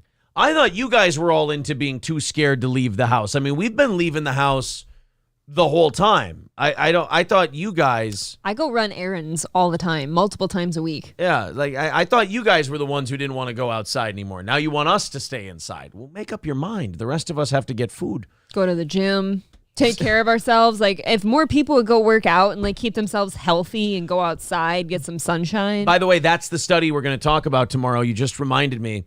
It was Not the Bee said, hey, I thought we were getting banned from social media for saying this 2 years ago. A study came out and said people who exercised regularly had less extreme bouts of COVID-19. Oh, really? So you know what rich. You know what the really smart thing to do was then, if we found out that working out and exercising actually limits the severity of COVID-19 when you get it. You know what the first thing we should have done was? Stay inside. Shut down the gyms. Oh, that too. Literally arrest people who owned gyms for trying to open them. Literally people who were trying to help. People who were trying to help people stay healthier. No, arrest those people. Plot twist, that's kind of the place to go to stay healthy against multiple things. Right. Like dying early because you're really fat. You know? Are you saying that one lady from Salon whatever was maybe died from how big she was? It's hard to know what she could have died from at this point. I heard that you can be super fat and disgusting and totally healthy, is what I've heard. Haven't you ever seen My 600-Pound Life? Have you ever seen how happy they are when the crane is lifting them out of bed and moving them into the bathtub? Where somebody has to lift up the folds and like scrub their sores? Yeah, they're all just so happy to be having their bed sores scrubbed. You've never seen them happier, though, when somebody brings them a sandwich. That's true. I mean, the bed sore scrubbing is great. And, you know, when they get the dead skin flakes off you, I mean, I'm sure that feels great, but nothing better than a nice big old deep dish pizza. Yeah, look, the sore scrubbing's kind of like ASMR-esque. Yes. Kind of puts you to sleep a little, but the sandwich thing, the smile on their face is heartwarming. Yeah. Somebody said it, and I'm past it in the chat now, but it was very funny. Somebody said that after I Am Sam, I think Sean Penn never stopped playing a retard. And I think they might be onto something there. They could be. Island Surfer says, Red Bar emailed Eric Griffin about D'Elia. I hope that's true, because that Eric Griffin guy, I don't know why he's doing a show with D'Elia and Schaub, because he's a funny guy. Eric Griffin's a pretty funny dude. Sure. And D'Elia's a scumbag. And a bad business move at this point. And I don't even know why Brendan's working with D'Elia at this point, because, you know, Brendan's only crime is not being as funny as his position. That's his only crime. He's been handed, like, the coolest spot ever that I think any of us would be thankful for, right? Right. He's just not qualified to be. He's in a job he's not qualified for. He's like, you know, when they put some of the Trump kids in charge of shit and they, you know, it didn't go well, or the Bush kids, or, you know, anything like that. It's just, you know, or if you put Hunter Biden, there you go. Brendan Schaub is the Hunter Biden of comedy. It's not his fault. His benefactors put him there. Okay. And he's just not qualified for it. We could all have a lot more fun if Hunter Biden were in control, let's be honest. That's true. But, yeah, if Red Bar warned Eric Griffin about D'Elia, then Red Bar's doing the Lord's work on that one. I think that's a smart move. Yeah. Do you remember the guy, the bishop in New York, who left his live stream on and he got the shit beat out of him and robbed of his jewelry at gunpoint? Yes. Yeah. Yes, I do. Well, he wore a lot of chains. He also got the shit slapped out of him by a woman in his church, didn't he? Or no, he slapped her. He slapped her. Yeah. Remember, she went towards his kids. Yeah, he did hit her. And he hit her. And the church was on his side. Well, surprise, surprise. That pastor at that inner city church who wore all of that bling is actually being investigated on federal fraud charges. Oh my God, yes. what? He's protesting his innocence of defrauding elderly worshipers out of nearly $100,000 after being released on $500,000 bail to his gaudy New Jersey McMansion. So his name is Bishop Whitehead. And they call him the Bling Bishop because he got robbed of, I think, $500,000 worth of jewelry. He has a $2.8 million home in New Jersey. And he just released a video recently telling his, because now his parishioners are hearing like, hey, he ripped you off. He took your Social Security money. Mm-hmm. And this motherfucker just lives in, well, here, I'll show it to you. This house. It's huge. Yeah. Okay, you're going to go to this guy's church and feel good about donating your money to the offering plate when you know he does this? Well, he's now it's not going to the church. He's trying to get out ahead of it because now the news has come out that this guy's, you know, he's been ripping you off and the grift might be over. Let's see if you buy it. Let's see if, you know, look, people have been falsely accused of things before. Oh, sure. So there's a chance that Bishop Whitehead here, by the way, if you're wondering, another thing about him, if you're wondering who he is, he's the guy who did that TikTok or Instagram video of his closet. Full of Gucci and Prada and Versace. Oh. Fool, you can't even spell Versace. Well, just look at him here. Look how designer he is. This is Bishop Whitehead professing his innocence to his flock. Well, first we got to get rid of this ad here. There we go. I was arrested yesterday, and just because you are arrested doesn't make you guilty. Okay, look. Well, technically you're right. But if you're a bishop and you get arrested, it doesn't necessarily mean you're not guilty either. I mean, there certainly seems to be some smoke, and usually where there's smoke, there's fire. Right. It's never good when someone at your church goes, look, just because you got taken away by the police doesn't mean you did anything wrong. Yeah, but it certainly means you were at the very least in the wrong place at the wrong time. Ooh, but think as a church guy, he's going to pull like, look, the Lord forgives and like this weird shit you can pull because you're in the church. Maybe. We'll see. I don't know. Let's see how this goes. It's the way of the world. And we live in a place called America. What? And you are innocent till proven guilty. So I wanted to come on today to express to everyone that's been asking questions and interviews and things that all the requests, some questions that you guys are asking me. You know, asking, of course, it's but like, asking. You know how you all heard what the cops said about me, the evidence that I stole money from you? Before you have a chance to go and Google all of that shit, let me put my spin on it, you know? Yeah, let me tell you what the truth is. The pastor actually said in this video, he said, I'm not going to be a dumb fuck like Chad Zumach and wait 2 years to basically say, guess what, I was guilty. I'm going to try and get out in front of this right now. Yep. First of all, I want to say that I'm not guilty. Knock me. Oh, ew, that's so gross. You go. Well, knock me over with a feather. I can't believe this. So this bitch, holy shit, April, maybe he didn't do it. I don't think he did. He says he didn't. He says he didn't do it. And he is a church-going, godly man. I have never heard a man who was guilty ever deny that he did it. I didn't do it. Yeah. Lawyer fucked me. Lawyer fucked me. I want to make that clear, y'all. That's why I have a smile on my face. I'm in amazing spirit. You know who else had a smile on his face? Charles Manson, okay? I mean, Hitler probably smiled once Hitler or smiled twice. once in a while. I saw it outside that rail car in Compiègne when the French surrendered. He was all smiles. Yeah. He danced a jig, for God's sake. I'm great, you know what I mean? And I'm not guilty. And That's twice. I want to first thank my wife. What about God? Why are we thanking my people? family. You didn't win an Oscar. And my church for supporting me 10 toes down. Thank you guys so much. And Is that like a Three Doors Down cover band? Yeah. You know. 10 Toes Down actually does the song Kryptonite really well at local VFWs and dive bars. I bet they do. Yeah, they're pretty solid. 10 Toes Down is a Three Doors Down cover group. So he's already said I'm not guilty twice in the first minute. Yeah. He's thanking his family. And giving an Oscar speech. He's really. giving an Oscar speech. Playing the role of a not full of shit pastor has been really hard for me. I'm waiting. Who Bishop Lamar Miller Whitehead is. And you know that I always tell you guys, 10 toes down, stand firm. We are innovators. If I go crazy, will you still drop a 20 in the offering plate? If I'm in jail, will you still fund my church to be really great? Oh, that's good.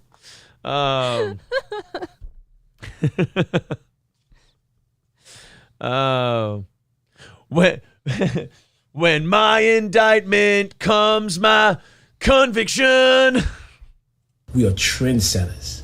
Yeah. And we need to make sure that God gets the glory out of all of this. Yeah, and of course. Oh, I bet he sometimes we will. have to go through a process.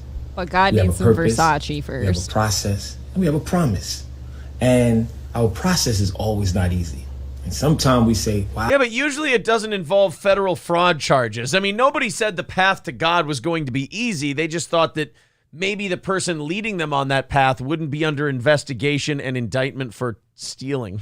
Look, the path to God is paved with good intentions, but sometimes, the stores be hitting. Yeah. Sometimes that Versace just be calling my name. It is pretty. It be asking me, do you want these shoes? And I say, well, I do.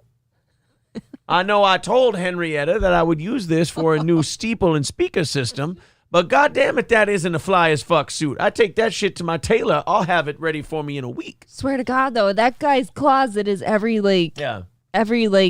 self-absorbed, materialistic woman's wet dream. How am I supposed to preach the word of the Lord if I ain't in dapper suits? I think Henrietta would want me to take her inheritance money that she meant to leave for her children and buy some really nice clothes with it. Well, people ain't going to take you seriously. That's right. It's an investment. Going through this. So I asked each and every one of you because I've been getting so many calls and texts. Oh, you've been getting Texas? The state? Hell of an offer. Take the deal. They've been axing you? Yeah. I've been getting a lot of calls, mostly from attorneys.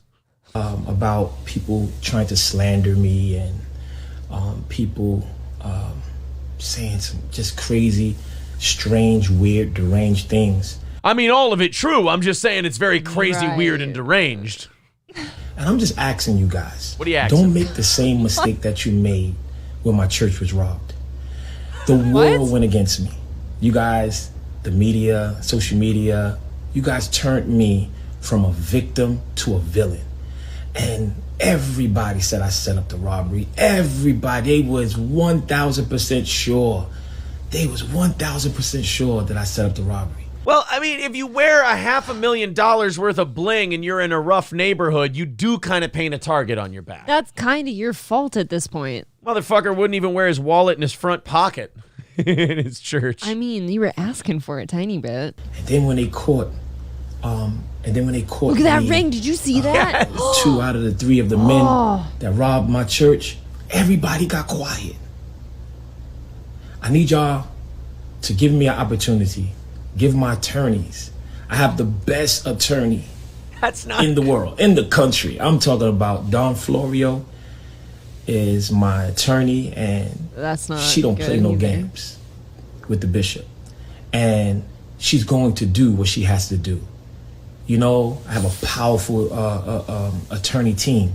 That's not good. This doesn't sound... This does not sound like an innocent man. Like, anytime I hear someone say, I'm going to beat these charges, I'm like, that means there's charges to be beat.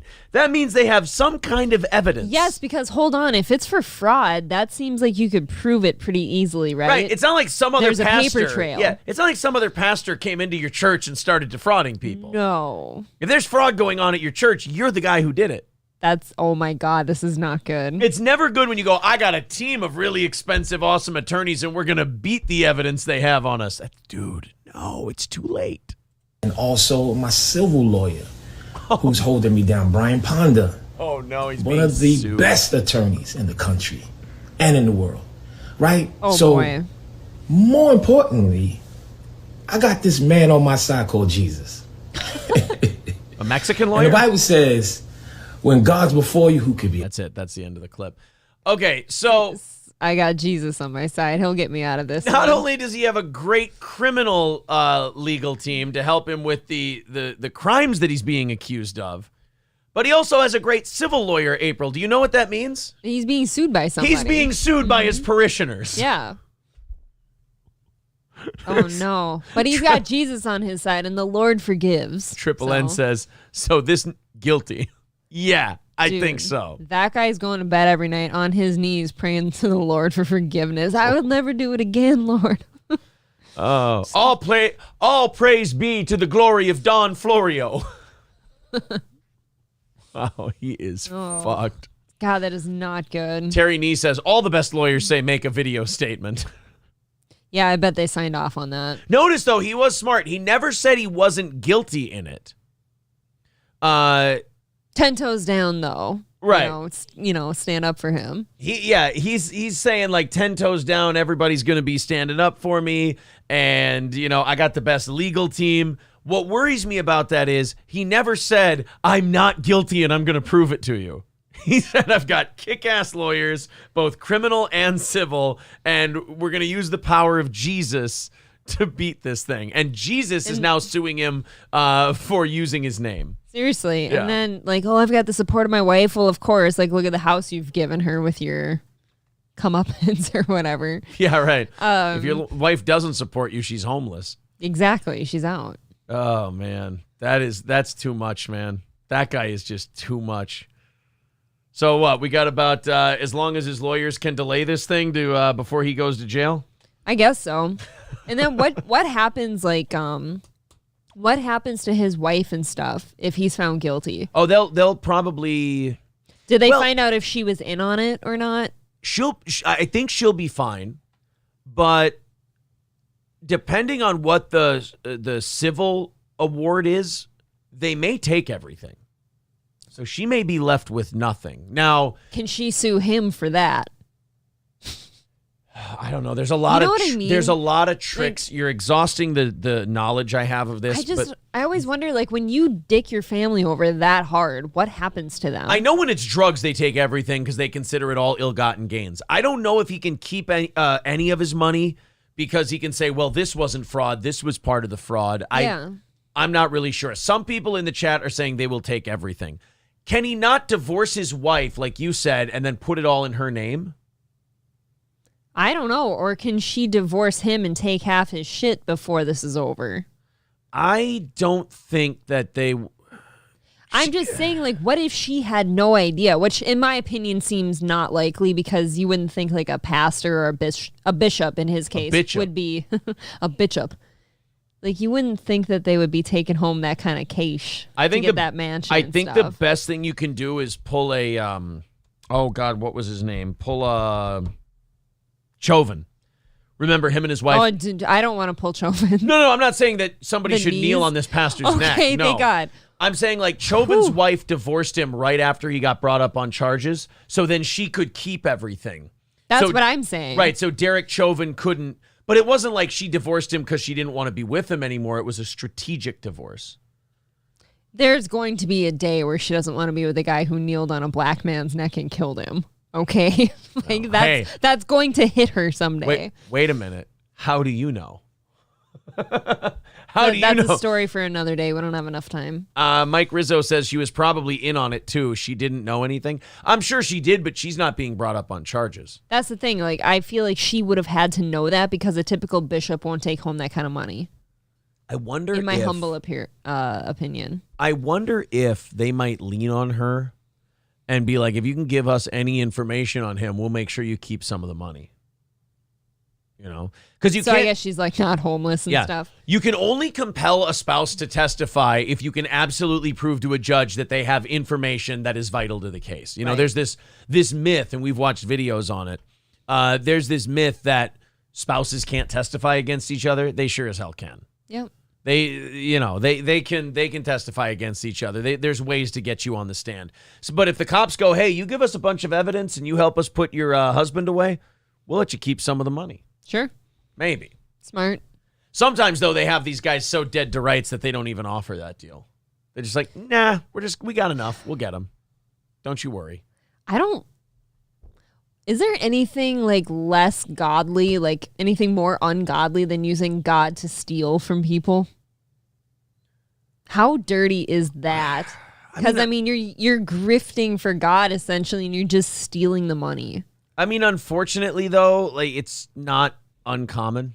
No, I didn't say that even. I just think that's maybe the least godly thing because these people are literally putting their faith in you, too, that you're going to use that money to do good things with it. Zen Rhino says spousal privilege is a real thing. They can't force you to testify against your spouse, but you can choose to do so. They can compel you to testify. I mean, there's a certain level of proof they have to have that you have information vital to the case, but they can compel you to testify against your spouse. They can. I guess Brittany says murdering people in the name of God. That's probably more ungodly. That's pretty bad. Yeah, that's pretty bad. That's true. Standalone Cakehorn says, I'll ask Joel Osteen. Howard Quivers says, let's go to the WATP live chat. Chad is in there going after Chrissie. Well, he's just desperate. That's all that is. Yeah, that guy said that a little bit ago, too. Like, oh, he's attacking April and Chrissie. And Howard, how do you, like, this is what I don't understand about people like it. Well, I do understand him. He likes the blood aspect of it. He just wants the friction. But, like, how do you not see that? I want to get into your mind for a second.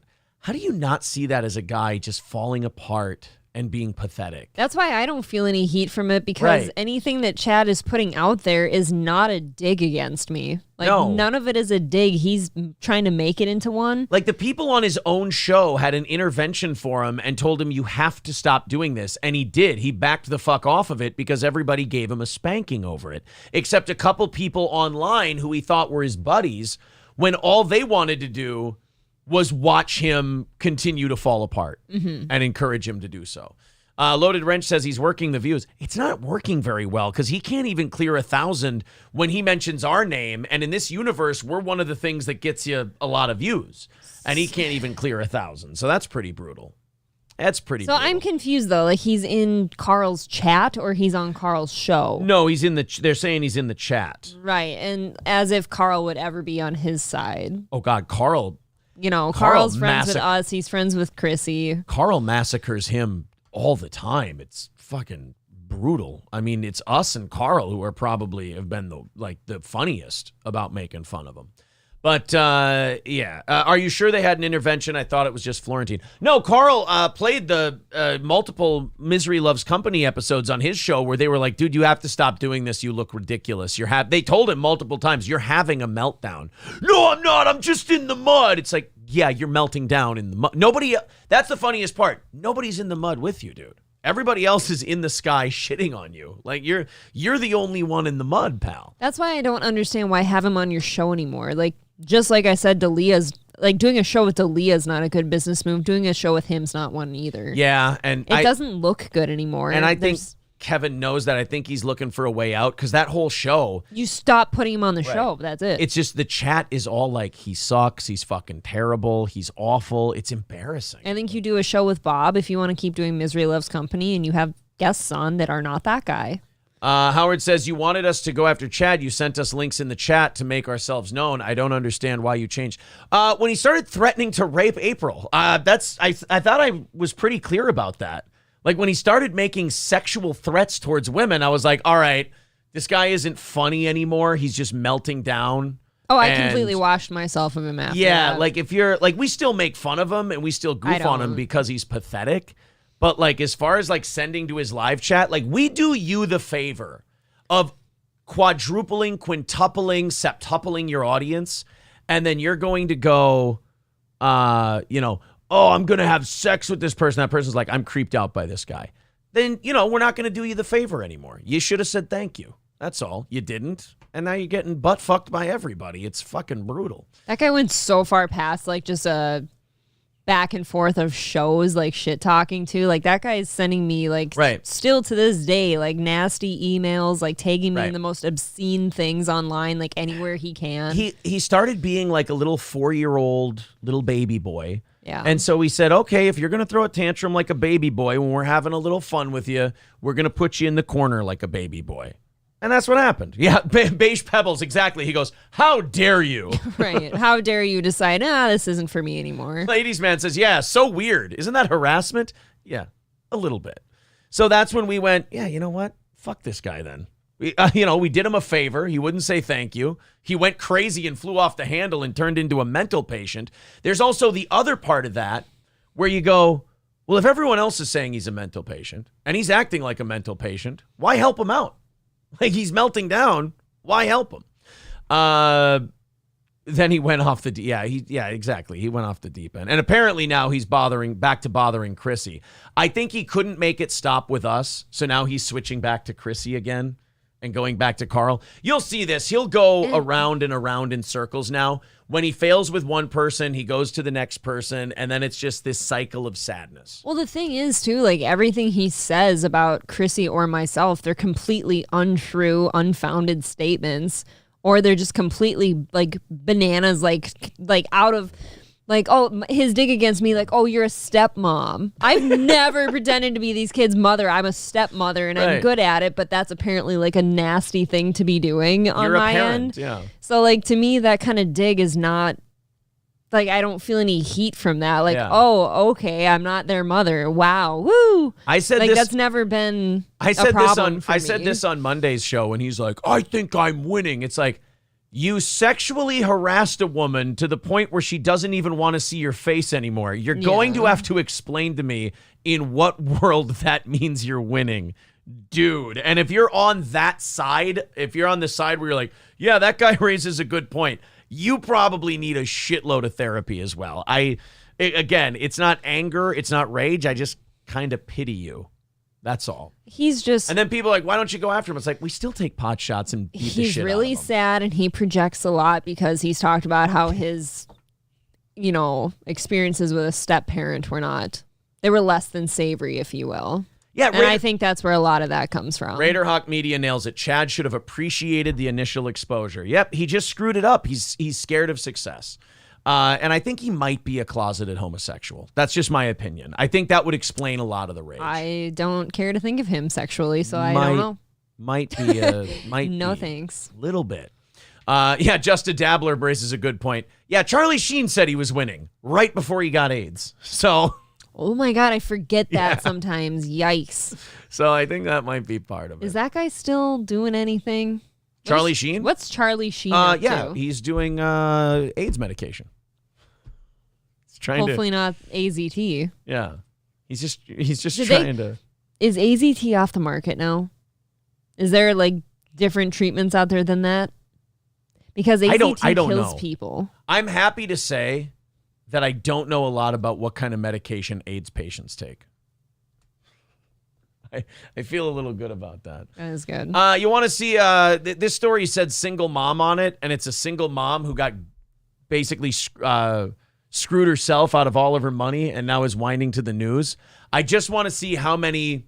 I almost want to play single mom bingo with this, but I don't have the time to make up the squares. So let's see if we see any single mom tropes play out in this story. Are you ready? Yeah. And if you're a parent, you know how much most kids love technology. And one of the most popular apps across the country right now is the gaming platform Roblox. Well, one single mom found out the hard way that there... Okay, there's one box checked off. Yep.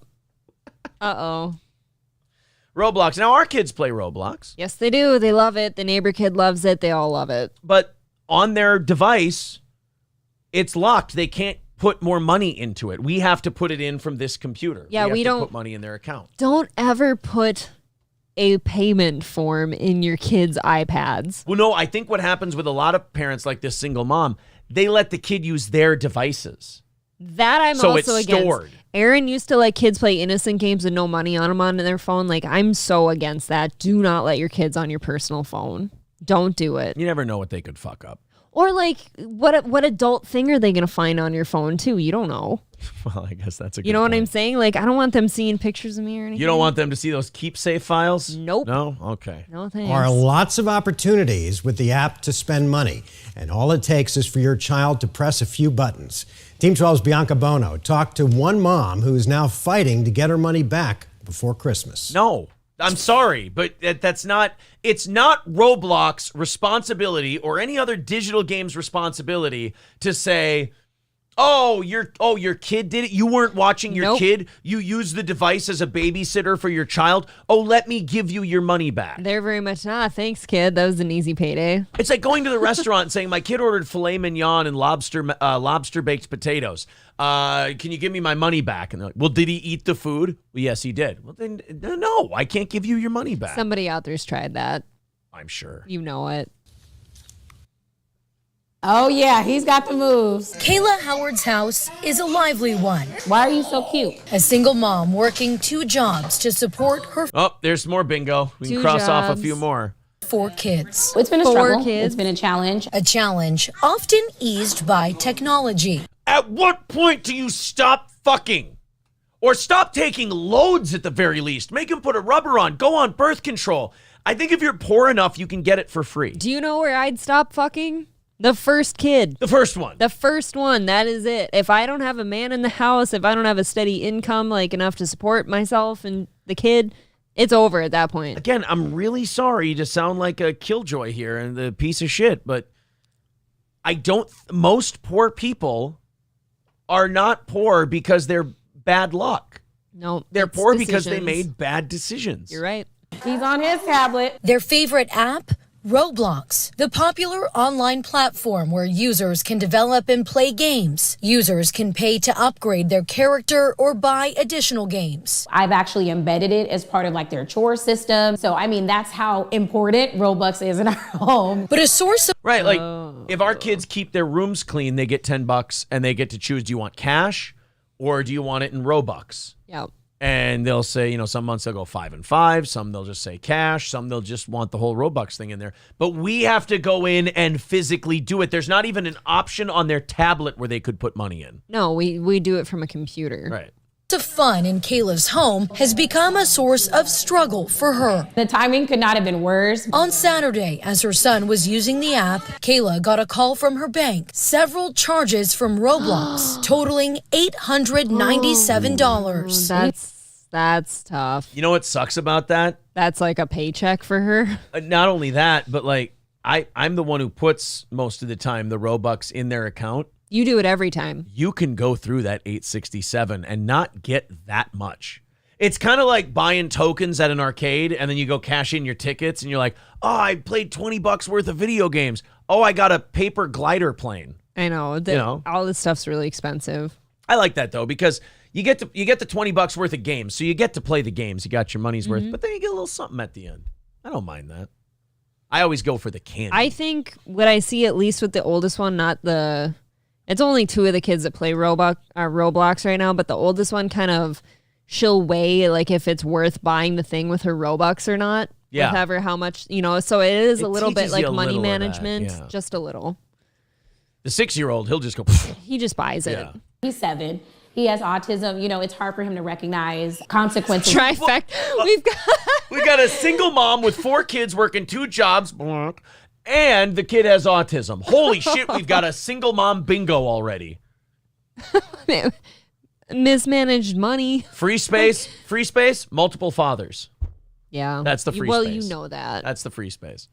For his actions. Kayla's account overdrafted. Cracked phone screen. Here's another nails single are mom dead. bingo. Yeah, nice nails. My nails are never done. I have the money and I don't do that. For God's sake. Yours rip off in the sauna today. Did they? Yeah, remember your pinky nail just completely Oh, came yeah, off. my nail ripped off. Yeah. I thought you meant like nail polish. I'm like, I don't have any. Was saving for gifts, decorations, and rent. Gone a week before Christmas. And I'm trying my best to not cry and not to stress out about it. Don't worry. Okay, let's take bets. Is there a GoFundMe set up already? No. Yes, there is. I think they're going to there advertise at the end of this that there is She'll one. get her GoFundMe money. I'm just trying to be as solution focused as I can. Right away, Single Kayla mom. reached out to Google Play and Roblox. Google refunding her just $10. I would say keep it. Why that would hurt even so do bad. it? I would say just keep the fucking money. Oh, that's like a tip for getting your nails done next time. Yeah, right? Wow. She's got some heavy duty nails I'm going telling on you. there. Yep. I think I've got bingo twice now. As you can see, they only refunded this one, but not these. Kayla has filed a claim with Roblox, still waiting to hear back. A spokesperson tells 12 News they evaluate and refund unauthorized purchases on a case-by-case basis. Sometimes as busy parents, we do overlook things. Smiling through the stress, she hopes her case is one of them. That's what I'm hoping for. Just a refund would be awesome. And a Roblox spokesperson tells me they are looking into Kayla's case. They say a tip for parents in the meantime, you can set a monthly spending limit within the app. Don't save your information. Right. Don't put financial information on that particular device. Don't do it. I've always been cautious of that. Like I said, back when Aaron would let the kids play on his phone, I'm like, you got all of your payment information on there. What if they buy something? What if they see something adult? Just don't do that. It's that easy. Curly Adams says single mothers are so irresponsible with other people's tax dollars. That's funny. Dr. Till, Ministry of Dude, says sounds like a her problem, not an us problem. That's kind of that's how I would handle it if I was Roblox. There's Robux and there's Roblox. I know. I would go, hey, the next time you call me, learn the difference between we have a problem and you have a problem. Yeah, how about you teach your kids that the spending and stuff that's not okay? Ball Cap Sports says you two literally don't stop. Much respect. Well, thank you, buddy. Oh, thank you. Guys, make sure you hit the like button on the stream. Make sure you subscribe to the channel. That's all really cool. And we put clips up every day, best of clips from the show. So if you like those, be sure to check them out. We got the Kalila and what was his name? Preach? Yeah, we got Preach calling out Kalila and trying to man up Bobby Lee a little bit. Didn't work, but we got our coverage of that. You know what else I see out of this Roblox story is I see it as they weren't refunding her, so let's take it to the news. And now that she's putting you on blast on the news, I bet she gets refunded. Yeah. And then some just to shut her up. Gravy Show says, hey, just tuning in, but I got the next 2 weeks off. Merry Christmas. All right, well, congratulations. We'll be here. Sounds nice. We'll be here entertaining you the entire time. I promise. Yes. Just a Dabbler says, Steel Toe 24 hours show. Well, I mean, I'd die, honestly. we're getting close. This shit is like weirdly like just mentally exhausting after some point. I think sure. The longest I've streamed straight in a row is 6 hours, and I've done that a couple times now. We did 6? We did 6 because there was a day where we did the 6 a.m. to 10:30 on our show, and then we finished up Chrissie's show at till noon. That's right. So that was a 6 to noon. That's 6 hours. And then for me, I did it was a 5 hour and 48-minute simcast with her. That is correct. So a public library in Boulder, Colorado will be closing indefinitely on Tuesday after, and this is the quote, higher than acceptable levels of methamphetamine were recorded in the air ducts in the restroom. Oh my God. Raises the question. Which one? Here's the question. Okay. What is, define for me, please, an acceptable level of methamphetamine in the bathroom air ducts? When I just get a slight buzz. Yeah. When I go piss. But if I, beat a Wolverine to death with a tennis racket in the parking lot, that's how you know there's way too much fucking methamphetamine in the air ducts. I think when you pick a fight with a honey badger, things are going south. If I go outside the library and I immediately behead a poodle, you know that it probably got away from me in the bathroom a little bit. You're fucking cunt punting like squirrels. When I'm chasing squirrels and catching them, I've done way too much methamphetamine. Climbing the tree after them. Yeah. Beating the shit out of them till they give you their nuts. When I'm chopping down trees with beavers using only my teeth, I've had far too much methamphetamine. Methamphetamine Aaron versus cocaine bear. Oh, you got yourself a fight. Who's got the reach advantage, I guess? You. Then I got a chance. They have nails, though. Got to be Or the patient. claws. If you got the reach, you got to be patient. You can't just be charging in. You got to keep them at the end of that stick. That takes patience. Would you take on a hippo if you did meth? Only if I have a rocket launcher. Then I'll take on a hippo. This is a movie I want. Even then I'll probably lose because you only get one shot with the rocket launcher, and if you're not properly trained in how to use it, you might miss. Things are out of hand. How much gut spray would you have if you hit a hippo with a rocket launcher? Like, what are we talking about? I know a lot of the guts and the insides would incinerate on impact. Oh my God. But like how much just the smell too, like you burst into the fucking colon and you got shit everywhere. Yeah, just burnt hippo guts everywhere. God, that's off-putting. Yeah. This got out of hand. Nobody ever thinks about that. No. Everyone always thinks, oh, how cool would it be to blow up an animal with this? They never think of like the guts and the blood spray and how you're going to be covered in it. Yeah. And, what it would, what kind of smell it would have. Nobody ever thinks about the real life consequences of such actions. I think some people, like yourself too, like when you go hunting, some people don't think about like, okay, I've killed the animal. Now I have to like cut it open and rip its guts out. Like nobody thinks about how bad that's going to smell or anything. Right. Like I bring it like a tripod with me when I've brought you hunting before just to film you doing that. Paul Polito says, frag rocket, lots of guts. Heat rocket, not so much. See, we got some people in this chat who either have military experience or are very crazy murderers who know the answers to these questions. Hey, if you blow up the body enough, they'll never find it.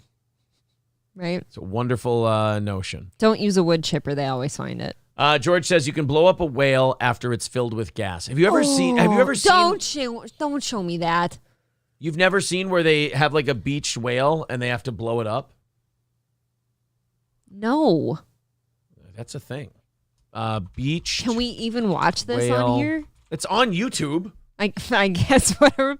What a retard I am. This is. I don't want to watch them blow up a whale. It had to be said, the Oregon State Highway Division not only had a whale of a problem on its hands. It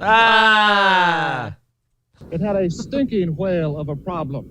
What to do with one 45-foot, 8-ton whale dead on arrival? Whale. 16,000 pounds. You ain't pushing that shit back into the ocean to rot somewhere. Dude, I've worked on valves twice that weight. And it's not like you can get a chainsaw and just cut through that fucking thing. I mean, just saw it and like send people home with blubber. The people in Germany could heat their homes with the blubber, though. There you go. Beach near Florence. It had been so long since a whale had washed up in Lane County, nobody could remember how to get rid of one.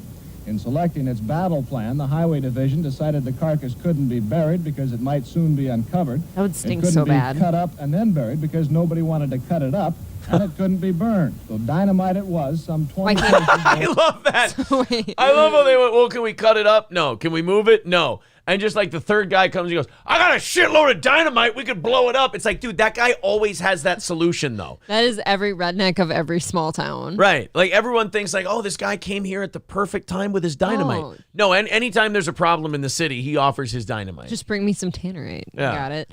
Hey, we need to add a basement to City Hall. Should we dig for it? Should we get an excavator? I got a shitload of dynamite. Like, no, Roy, not this time. We don't. And why is his name always Roy? Always Roy. It's never not Roy. Dude, you could just shove it in their blowholes. Just shove an entire box in there. I have a question, though. Imagine a firecracker in the palm of your hand. You set it off. What happens? Nothing. You get a little burn on your hand. Close your hand around that same firecracker. Set it off. Wife's going to be opening your ketchup bottles the rest of your life. The president's advisors are wrong. I'm right. Anyways. No, wait. What? Why can't you burn it? Like, why can't It's the too whale big. be burned? How do you burn 16,000 pounds of You guts just and skin? light it on fire and let it burn out. You're And on how- the beach. It's not going to set anything else on fire. First of all, you're going to be able to burn the inside or the outside. How are you? That's so dense. It's 16,000 pounds. pour some fucking gasoline. Again, you'll burn the outside. You're not going to be able to get into the hull of Put this the thing on a spit roast. You don't know. Find me a spit roast that'll hold a 16,000. April, I'm sorry. Okay, I grew up on a farm where there was like the biggest piles of shit ever that you burned. So to me, I'm looking at this whale like, oh, that's no problem. You burn it. You got to fill this thing mouth to mud hole with dynamite and just set it off. That's it. Mouth to mud hole. Mouth to mud hole, just full of Okay. dynamite. I want that to be a song. Set it out. It's probably a 5-finger death punch tune. Mouth to mud hole. The hope was that the long-dead Pacific gray whale would be almost disintegrated by the blast. And that Fuck any yeah. small They got piece- the old school fucking plunger. Yeah. I love this. I don't like that he says whale. Do you know how say whale? they had to blow that thing up? Do you know how bad that probably smelled? Oh yeah. It's like if you get There's three, no amount of Febreze that can help that thing. if you have 3 dead crappies on a beach, it fucking reeks. Okay? Now imagine a 16,000 pound whale rotting on the beach. It's whale. Whale of a tail. pieces still around after the explosion would be taken care of by seagulls and other scavengers. Indeed, the seagulls... We'll blow it to my Kingdom Come, God. and the seagulls can feast on the rest. So basically, we just need it in smaller pieces, guys. If they would just would have waited like 15 years, Gallagher could have taken care of this. We got a whale of a problem for Sledge-O-Matic. I've got it. You can dig a really big hole with a backhoe. That's usually, like, I won't say with cows, because a lot of people, when a cow dies, they just kind of put it in the back of the pasture and it rots away. But a horse, they dig a hole for it. It's on sand where the tide comes in. It's going to erode and come up. I don't know why you're so against blowing this thing up.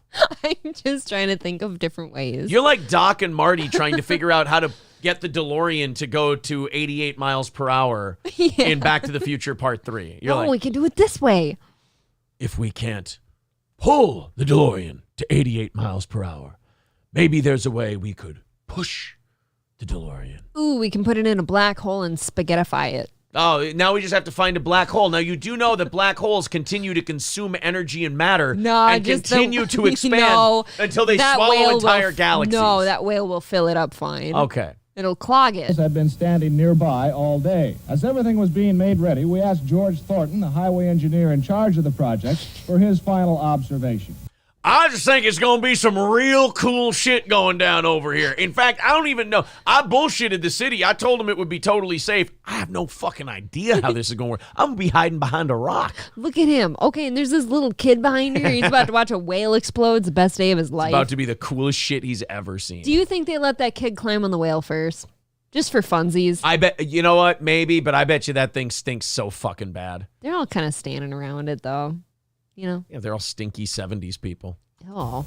Well, I'm confident that it'll work. The only thing is we're not sure just exactly how much explosives it'll take to disintegrate this thing so the scavengers, seagulls, and crabs and whatnot can clean it up.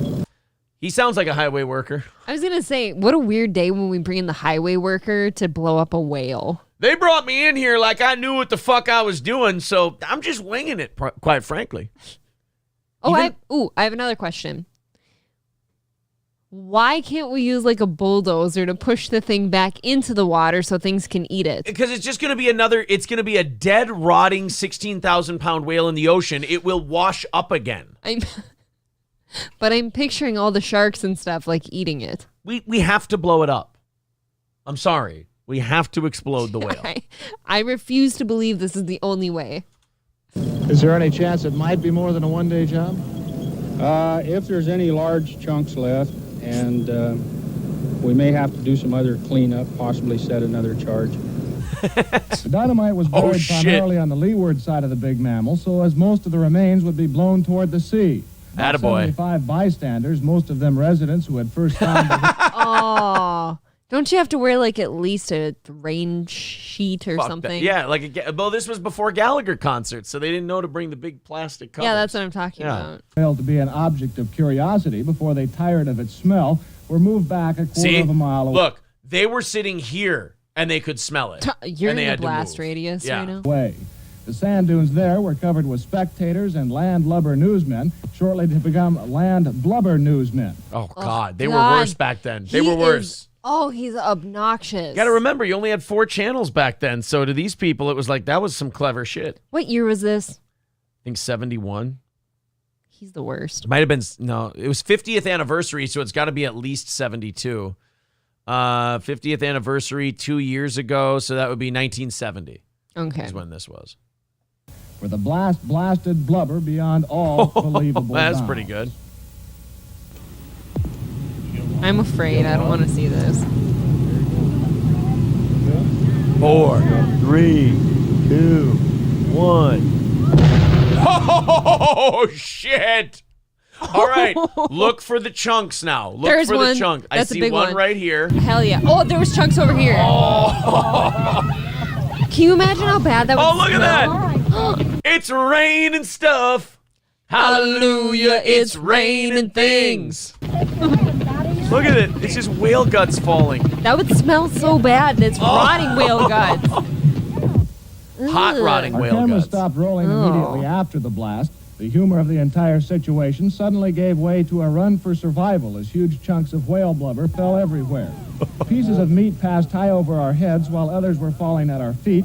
The dunes were rapidly evacuated as spectators escaped both the falling debris and the overwhelming smell. So now, like, See, that yeah, the highway, smell. that highway worker is going, oh shit, that one got away from me a little bit. I told y'all not to trust me. Everyone's just got fucking whale guts on them. People's windshields are cracked and broken because whale blubber landed on them. Hold on, though. That's their fault now.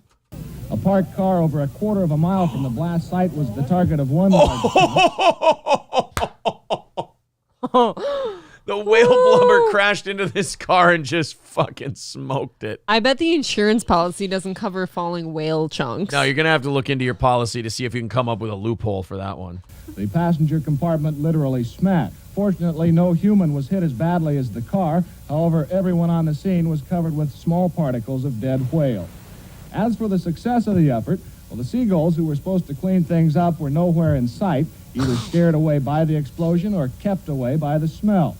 No, they were all concussed from being hit with flying whale blubber. Think about it, though, how bad the smell was. I can't even imagine. Yeah, now you've taken one concentrated smell and you've blown it like 3/4 of a mile all over the place. Right, think about it. At least most of the rot was like stuck in the skin You just of that blew the animal. rot out. You blew it out. Yeah. Lucky whale. That didn't really matter. The remaining chunks were of such a size that no respectable seagull would attempt to tackle anyway. No respectable seagull. Only degenerate seagulls. You mean the sky rats? Yeah, only What? degenerate seagulls would take care of that. As darkness began to set in, the highway crews were back on the beach burying the remains, including a large piece of the carcass which never left the blast site. It might be concluded that should a Look at the whale ever guts. wash ashore in Lane County again, Those in charge will not only remember what to do, they'll certainly remember what not to do. Wow. So 50 years ago, That is so fucked. they blew up a whale, and I think we probably come to the conclusion it did not go well. I'm trying to think, like, you can't shove that shit out there and, like, weigh it down so it stays under the water until things eat it. Turtle says, Roy did his job. The whale is no longer in one piece. That's true. That's very true. Wow. Oh, man. God, I can't get past the idea of the smell. Like, I know what a dead, rotting, huge thing smells like, and that's not good. Yeah, You just blow it all over.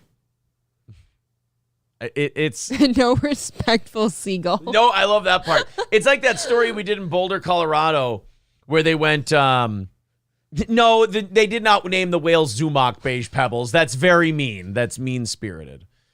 Shuli is laughing on WATP, which is encouraging Chad to attack April. Well, we don't have to go on their show, if that's April's been, got stuff to do. That's sexually threatened by the I was guy, going to say, so like, if she doesn't need that shit. If there's going to be, like, Chad stuff, I don't care if you go do it. I just really don't want to be part of that. Pointing out. Well, it's supposed to be about Stuttering John. I think I'll pass, and I think you can go on there. Let's see. Next time. Who's got my soundboard over there? I feel like I don't know what you're talking about.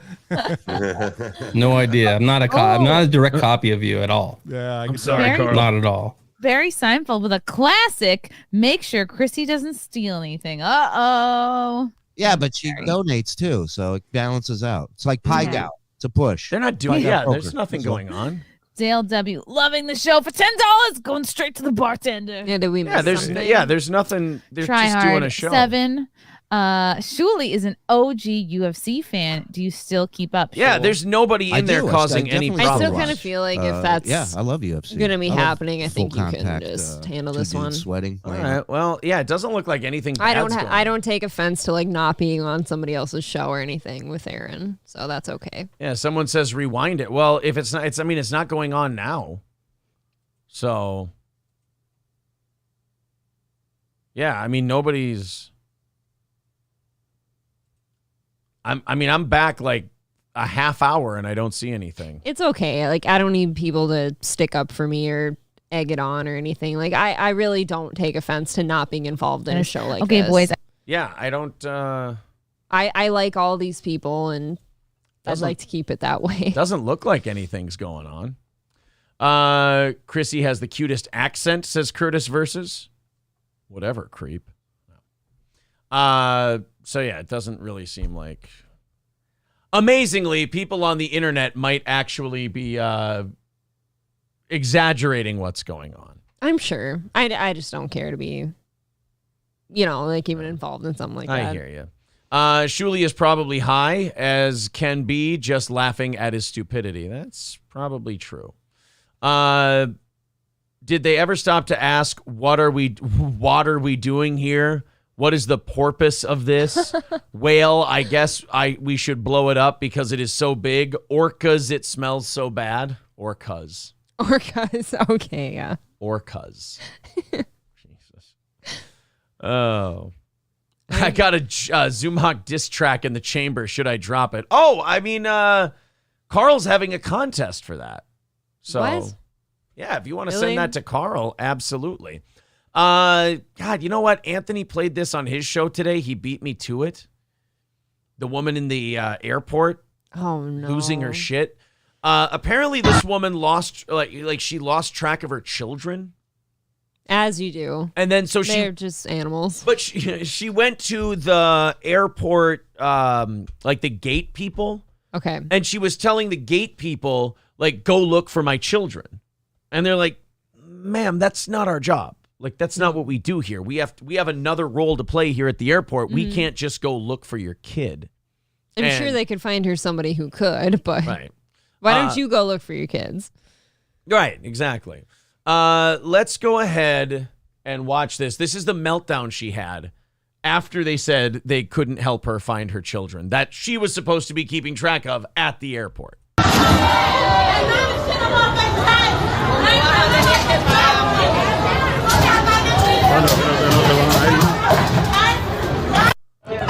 You see, those are the computers that they typically stand behind to book the flights and check on your tickets and shit like that. I absolutely know why the kids are missing now. They ran from her because she's terrifying.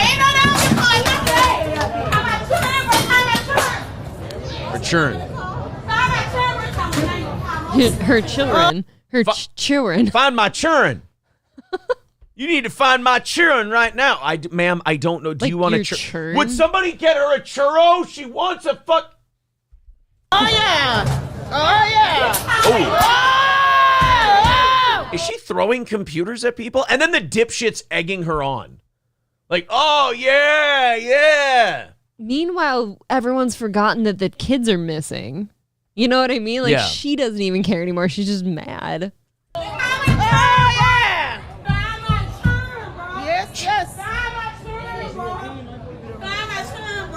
I have an idea. What the hell? Why don't you go find your children? She has computers to throw. That's true. And tantrums to have. Who's going to break and throw the computers at employees if she's out looking for her children? I hope she finds her churn. If she doesn't find her children, she's going to have to, maybe have some more children. It's churn. It's churn. Lost at the airport. They're full of knobs. And all the juice. It's good that she dressed up to go to the airport, too. Yeah, I always, Why is it that the fattest slobs wear the gym clothes out in public? I don't know. I don't understand. I'm not even going to rat out the name, but there's a store I like to frequent around here that's like a discount store. And nicest person, but the heaviest person works there. Yeah. And they show up to work in a sports bra and leggings like that with a huge gut hanging out, and just throw a flannel over it, but don't button it. I'm going to puke. And I do. I'm shopping. You puke? Oh, my God. A little. Yeah. I'm like, honestly, I'm sure you're a really nice person, but that's not appropriate for like somebody my size to wear. Can you just cover up a little bit? Just tone it down a little. A little. It's aggressive. Get out of here, man. Move. Move. How is someone whose flight is being delayed because of this nonsense not tackling this woman right now? That, or why isn't she thrown out of here by now? Right. And her kids are at CPS or something. Yes. Move.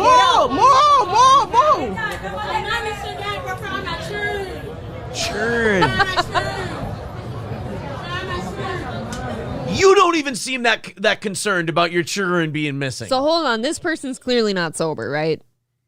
Nobody says that. Nobody says, find my churn. I hope not. Nobody walks around like that.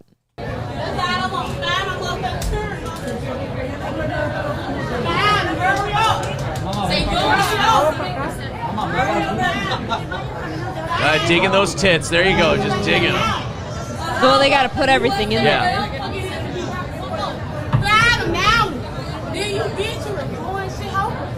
Uh-oh. Uh-oh, you ain't Oh, there we go. Now they got her.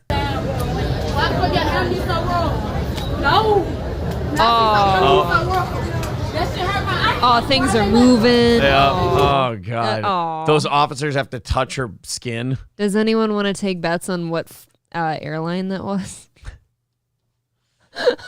Anyone? Find my churn before I get on Spirit. Find my churn before my titties fall out of this bra. Jeez. Now, why is that too? When they're like really heavy, they stuff everything in there. I've done that once or twice. Like, I learned my lesson. I used to put, when I was doing barn chores, I used to put my flip phone back in the day. I had a flip phone. I put it in my sports bra when I was doing barn chores. I'd bend over the stock tank and I lost my phone in the water one time. Who can't relate to that? And I've never done it again. Who can't relate to that? Nobody wants their phone in the stock tank. Informal Warfare says, Roy, get the dynamite. Oh, no. I don't. No. Guys, she's not a whale. She's not a whale, I promise. She might be rotting, though. Oh, yeah. The officers had to, grab gut fat to, restrain her. That does bother me. Don't make people touch you like that. Oh. People are saying she was flying Nurwurst. That's not even an airline anymore. Nurwurst. Spirit. Yes. She's flying I'm flying Spirit. I'm flying Frontier. Frontier. But not without my churn. Delter? No Delter in her That would future. be like white trash from New Jersey. Would say that she's on Delter. You find my churn. They're not going to turn themselves. Yeah, you got to wear gloves next time, guys. You're going to catch something. God, You're going to catch something. That person can't be sober. That moment everything syncs up properly. This is A Beer decided to clip this out for us. Let's take a listen. Oh, look at that. It's rain and stuff. Hallelujah, it's raining things. Damn, we sound good, actually. There you go. I'd sing that song with you anytime. Very good. All right. So I probably have to get out of here in just a little bit.